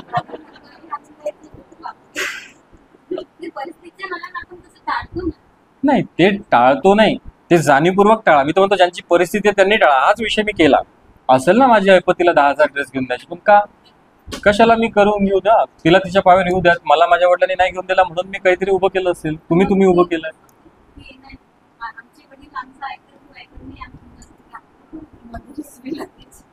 मी पहिल्या शब्दात सांगितलं आज घरामध्ये मम्मी विलन होत आहे, मग तुम्ही काय करायचं याच्यामध्ये थोडासा ताळमेळ साधायचा, कधी कधी त्यांच्या मनाप्रमाणे होऊन द्यायचं. लहानपणी काय करतो आपण, माहित आहे दिसते हे पूर्वी सायकल चालवते ती पडणार आहे, पण पडते सांगितलं तर ऐकते का? पडू द्यायची लागू द्यायचं, दुसऱ्या दिवशी तेच सांगते ना मी जात नाही मी पडतो. तो प्रकार त्यांच्यासोबत होतो. अजून जे काय कोणाचं असेल ना तर हा ओके, अजून कोणाचं असेल तर शेअर करा. ऑब्विसली आमिष अजिबात नाही मॅडम, माझ्या ह्याच्यातला हा पॉईंट सुटला होता. माझ्या म्हणजे हा प्रत्येक पॅरेंटिंगमध्ये प्रत्येक शाळेमध्ये आम्ही सुरुवात इथून करतो की टेक अँड गिव्ह. पोरांशी बिझनेस करू नका. तू मेरिट आला तर तुला बुलेट, नाही आला तर अक्षरशः अतिशयोक्ती आहे ना, प्रत्येक विषयाचा अतिशयोक्ती. आता एक मध्यंतरी एक लेख होता की मुंबईमध्ये काहीतरी, तो चांगल्या व्ह्यूने घेतला की एका विद्यार्थ्याला फेल झाला होता, तर त्याच्या वडिलांनी उलट काय केलं, त्याच्या सगळ्या मित्रांना बोलवलं, त्याची काय त्यांनी ते सगळं केलं, त्यामध्ये जेवण दिलं. आणि का दिलं, पास तर म्हणजे सगळेच होतं, नापास मला नाही. तो पॉझिटिव्ह विचार होता, त्या ठिकाणी चांगला होता. कारण काय होतं की ह्या सगळ्या जो एक पास होणारा समुदाय असतो ना त्यावेळेचा, हे म्हणजे काहीतरी माझी कॉलर टाईट. अहो तो मुलगा त्या शाळेमध्ये TC घ्यायला सुद्धा जात नाही जो फेल झाला. तुम्ही तुमची अवस्था आठवा, 10वीत असताना. तुम्ही 10वीत असताना जे विद्यार्थी तुमच्यासोबत नापास झाले होते ते विद्यार्थी एक तर फार स्ट्रगल करून फार मोठे झाले असतील, एक तर शिक्षणामधून नेस्तनाबूत झाले असतील. कारण त्यांना समाज जगूच देत नाही. शेजारच्या काकूला माहित आहे ना हो तो फेल झाला, काय गरज आहे त्याची, अरे किती मिळाले तुला, अरे माहित आहे ना तो फेल झाला, का त्याला विनाकारण टॉर्चर करताय. हे मुलं घराच्या बाहेर निघत नाहीत. आणि हा जो आमिषाचा प्रकार आहे हे तर खरंच म्हणजे मी डिलिंग आहे. आणि हे शक्यतो जास्त डिलिंग कुठं होतं माहिती आहे, बिझनेसमॅन फॅमिलीजमध्ये होतं. पैसा म्हणजे शिक्षण नाही, माझं तरी ठाम. पैसा कमवण्याचे मार्ग वेगवेगळे आहेत, तो शिक्षण नाही. आमिष जेव्हा आपण दाखवतो ते आमिष इतक्या वेळेला स्कूल ऑफ स्कॉलरमध्ये काम करणाऱ्या शिक्षिका आहेत. मी डेफिनेटली सांगणार नाही, माझ्या मुलाचं त्याने शिकवलं, त्यांचा मुलगा इंजिनिअरिंग कॉलेजला होता, दुसऱ्या कुठेच नाही. सत्य घटना आहे. याच रेल्वे पटरीवर तो 2012 साली गेला. तो होता शिवाजी कॉलेज बाबुळगाव इंजिनिअरिंगला. त्यांची बाप बेट्यांची पैज लागली. तुम्ही छिछोरे पिक्चर पाहिला ना, त्या याचा हा जो सुशांत मिश्राचा छिछोरे तो पोरगावरून पडतो, कारण बाप बेटांनी सांगितलं आणि तो स्वतःला लुझर म्हणतो. तो पिक्चर प्रत्येक आईने बघा, प्रत्येक वडिलांनी बघा आणि मुलाला सोबत घेऊन बघा.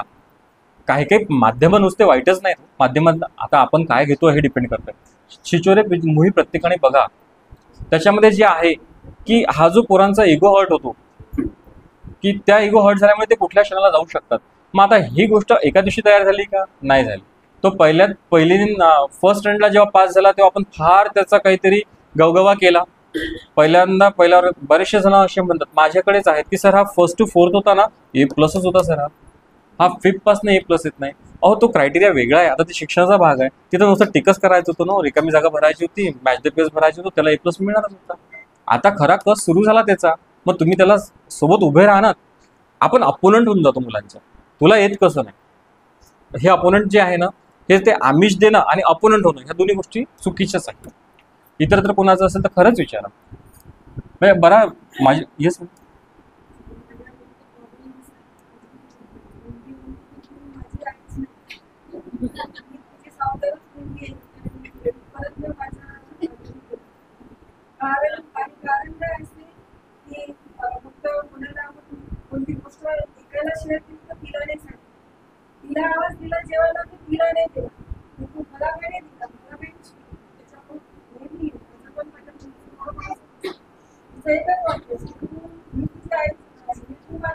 रिअल मदरच नाही.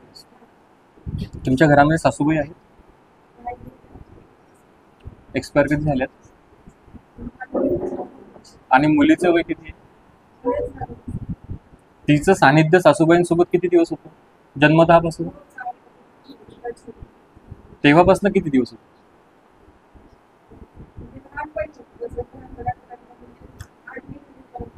हा तेच विचारतो तुम्ही. टीनेजर्स म्हणजे 5वी ते 10वी ती त्यांच्या संपर्कात होती का? त्यांची देण होती. मी डायरेक्टली ब्लेम करणार नाही. मी तुम्हाला सायकोलॉजी दृष्ट्या सांगतो काय असतं. याचा अर्थ हे नाही की प्रत्येकाची आई चुकीची असं नाही. याच्यामध्ये काय होतं, आता ही सासूबाई एक उदाहरण देतो आणि या सुनबाई यांना यांची कधी गोष्ट पटत नाही आणि यांचं जे पाल्य आहे ते इथं बसलेलं आहे. मग ह्या भाजी निवडत आहेत आणि भाजी निवडताना यांचा सगळा उद्धार ह्या करत आहेत. ही असंच करते, ही तसंच करते, ही ऐकतच नाही, ती तसंच करते, ही मला काही किंमतच देत नाही का, सो अँड सो जे काही आपल्या महिलांचं चालतं ते सगळं चालतं. आणि ती एकदम कोरीपाटी असते माहिती आहे का. हे जे वय असतं ना, ही कोरीपाटी.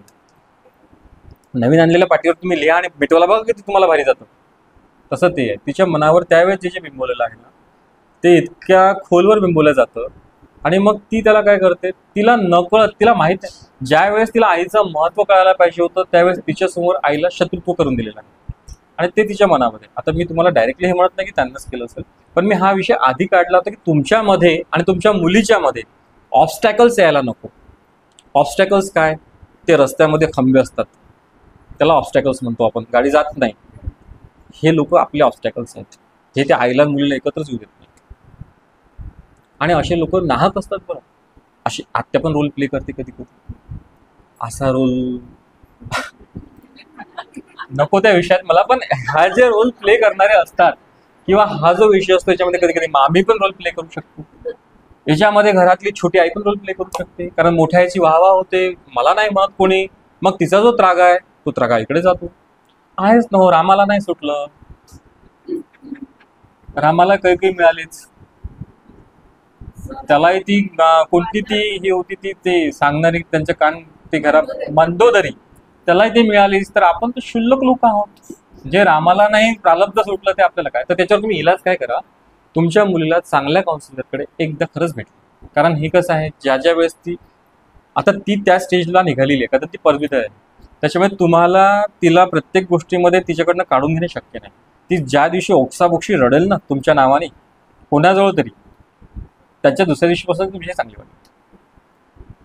तिच्या मनामध्ये जितकं काही खलतंय ना सध्या, की जोपर्यंत कुठेतरी ती आग काढणार नाही तोपर्यंत ती तुमची चांगली वागू शकणार आणि तिला तोपर्यंत शांती मिळणार नाही थोडक्यात. हे आपल्या सगळ्यांचं असतं. अजून कोणाचं होतं?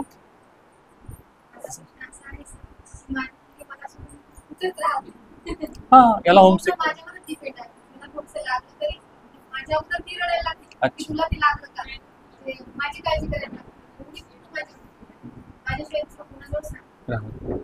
आता याला काय होतं, एक तर आपली जी पहिली फॅमिलीज असायची ना, ते मुलं आपल्याकडे नसायचीच. म्हणजे ते झाल्यापासून कडेवर, याच्या कडेवर, त्याच्या कडेवर, त्याच्या कडेवर, शेजारच्यांच्या काका मामा असं होतं. आता अशा ठिकाणी काय करा, ही गोष्ट चांगली पण आहे, फक्त याला एक हे द्या की तिला सांगा बेटा याला होमसिकनेस म्हणतात. हा जो होमसिकनेस आहे ना, या होमसिकनेसमुळे मी तुला कुठे कुठे बॅकअप देणार आहे. Mamma is always your backup, but I am not the present everywhere. मी तुझा बॅकअप आहेच, पण कुठे कुठे येणार आहे. नाही, तिला थोडं थोडं डिटॅच करा, तिला राहणं शिकवा, तिला तुमच्या जे कोणी विश्वस्त नातेवाईक असतील त्यांच्या घरी पाठवा.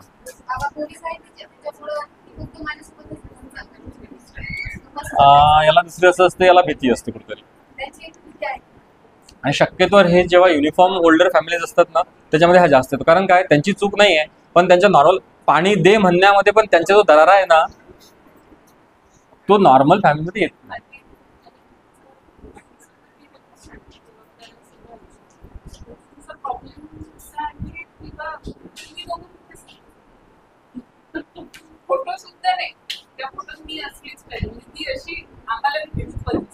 पॉझिटिव्ह आहे. आणि हा तुमचा आणि हा सगळीकडचा हा एक पॉईंट राहिला, पॉझिटिव्हनेस हे वाढत चाललाय. हा प्रत्येक घरात दिसेल तुम्हाला. आणि जर समजा आता अनफॉर्च्युनेटली असं झालं असेल की मोठं बाळ आहे आणि लगेच छोटं बाळ त्याच्या कमी समजण्यापर्यंत झालं असेल, तर मग काय होतं, towards attention goes to that. हा, ओके, तिघच जण आहे. आपल्याला नाही नाही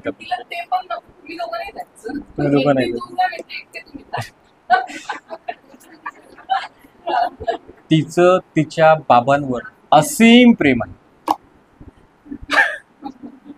तिचं तिच्या वडिलांवर असीम प्रेम आहे. तिची एक लेवल आहे, तिला तिच्या बाबांसोबत कोणी शेअर केलेलं आवडत नाही. हा प्रश्न तुमच्याशी रिलेटेड नाही आहे. सायकोलॉजिकल तिला तिच्या बाबांबद्दल इतकं प्रेम आहे की माझे बाबा हे फक्त माझेच, आणि त्याच्यावर माझाच एक स्टॅम्प आहे, मग तुझं पण नाही. मी असेल तर माझे बाबा तू यूज करायचे, सोबत न्यायचं, फिरायचं, पण मी असेल तर विथ माय परमिशन.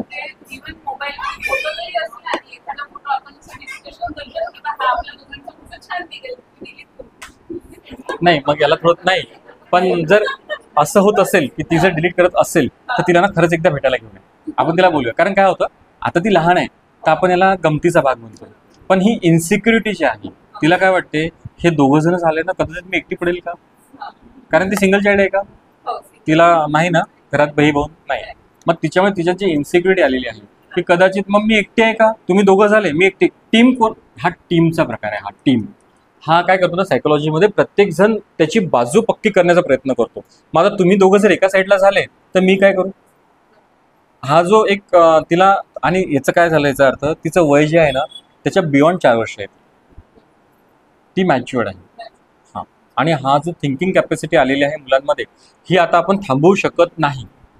ती थिंकिंग कॅपॅसिटी कुठनं मिळते, ते विविध माध्यमातून येतं. तर तिला काय करा ना, एकदा खरंच आपण असंच नॉर्मली, असं काय तिला सेशन म्हणून नाही यायचं, तिच्याशीच बोलता बोलता एखाद्या वेळेस अशाच एखाद्या याच्यामध्ये तिला काढता येतं. म्हणजे तिचं काय इन्सिक्युरिटी आहे त्या फोटो मागे, ते आपल्याला क्लिअर करायचे. तुझे तुझेच मम्मी पप्पा आहेत ना, हे दुसरीकडे गेले म्हणजे दुसऱ्याला प्रेम नाही करत, काही दुसऱ्या कुणा मुलाला पण काही देत नाहीत. तिची काय इन्सिक्युरिटी आहे ते सॉल्व्ह केल्याशिवाय, कारण हे आता ठीक आहे डिलीट करते, हे वाढत गेलं ना तर मग थोडंसं आपल्याला नंतर हेक्टिक होतं. कारण आमच्याकडे एक मुलगी होती, ती काय करायची, त्या घरामध्ये याच्या अपोजिट ॲटमॉस्फिअर आहे तो. वडील सारखे आईला चिडचिड करायचे, मारहाण करायची, सो अँड सो त्यांचं ते चालायचं. या मुलीने लहानपणापासून ते पाहिलेलं की माझी आई घाबरते आणि मग जाऊन कुठेतरी बसते. ती आमच्या ड्रॉइंग क्लासला होती. तिचं हे कसं म्हणजे पाहायला गेलं की डिस्टर्ब आहे म्हणून.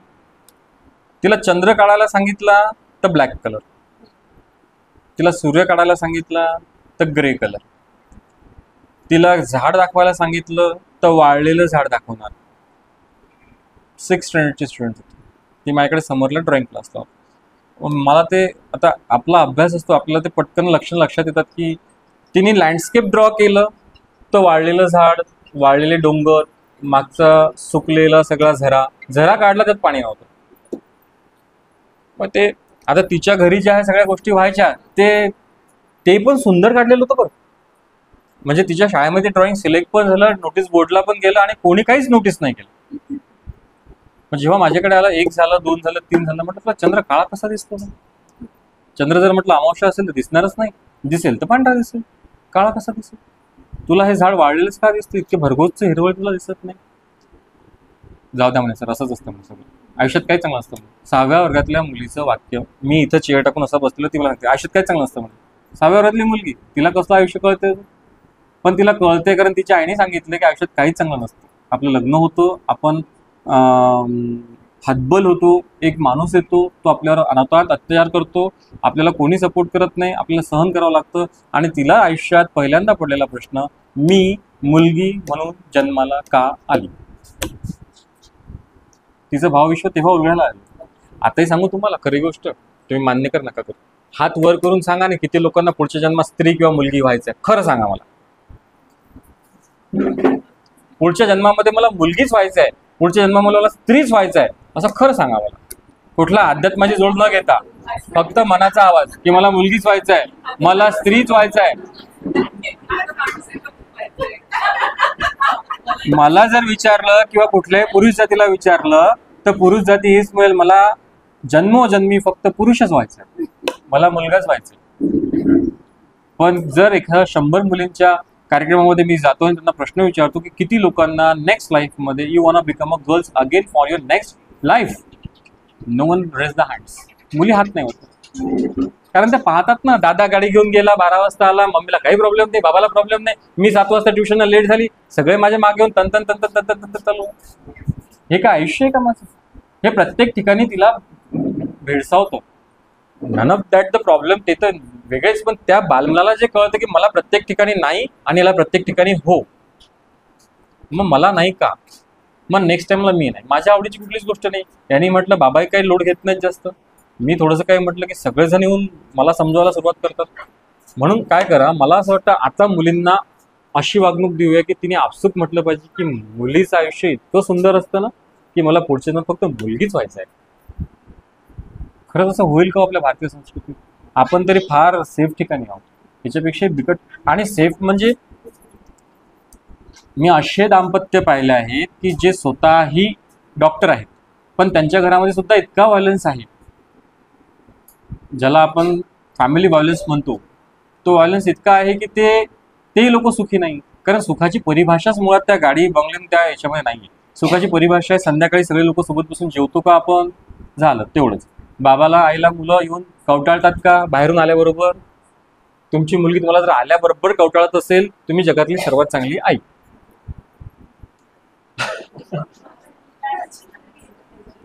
ऑब्विसली मुलगा, आता मुलगी म्हणजे हा विषय मुलगी म्हणून मी ती विषयी बोलतोय, पण हे साधर्म्य आहे. माझा जर मुलगा असेल, तो जर घरात बाहेरून आल्याबरोबर जर मला आपसूक कवटाळत असेल आणि कडकडून मिठी मारत असेल, तर त्याचं आणि माझं बॉन्डिंग हे शब्दात सांगायची गरज नाही. आणि ते जर तो करत नसेल, आल्यावर तू चुपचाप एक कोपरा पकडत असेल, तर आमचं नातं काही ऑल इज वेल नाही. That's it. याच्यात छोटे छोटे गुणधर्म आहेत, याच्यापेक्षा फार काही आपण त्याच्यामध्ये घेऊ शकत नाही. अजून कोणाला काही विचारायचं? अहो बघा, एका गोष्टी, हा ताई बोला. आता मोबाईल ॲडिक्शनचं काय झालं मॅडम, हा झालाय हार्मोनल चेंजेसचा एक प्रॉब्लेम. याच्यामध्ये 2 गोष्टी होऊ शकतात. मोबाईल सोडू देत नाही, पण त्याला अल्टरनेटिव्ह देऊ शकतो. आता याच्यासाठी मी वय किती आहे मुलाचं? 13 वर्ष ना. माझी पण मुलगी त्याच वयाची, 6वी 7वीला जवळ 8वीला सोबत 13. मी यांच्यासाठी काय केलं ना, यांना मोबाईल ॲडिक्शन करू न देणं, याच्यासाठी यांना इतकं एंगेज करणे. आता एंगेज करणे म्हणजे त्यांना ट्युशन्स लावणे किंवा विविध हॉबी क्लासेस लावणे हे नाही, ते तुमचे दुश्मन बनतात. आजचे पोरं तुमचे दुश्मन आहेत, कारण त्यांना हे माहित आहे यांनी मला जगूच दिलं नाही. आणि तुम्ही सुद्धा विचार करा, जे मी माती अंगावर घेऊन यायचो खेळताना, ते आज माझ्या मुलांच्या अंगावर आहे का? नाही आहे, कारण ते मातीमध्ये खेळतच नाहीत. आपले गेम सगळे ते विटीदांडू असायचे, ते काही खुपसणी असायची, ते कबड्डी असायचे, पकडापकड, लपन छिप्पन करायला पोरं अक्षरशः त्या विसू काट्यामध्ये जाऊन लपून जायचे पोरं. त्याची भीती नव्हती की तर साप येईल का विंचू येईल. आजचे पोरं इथून खाली पाय टाकत नाही. त्याला कारण आहे आपण पॅम्परिंग केलं, आपण ते करूच दिलं नाही. त्याला काय करा ना, एंगेजमेंट करायला सिम्पल आहे. त्याला आवडणारी गोष्ट कोणती ते शोधा.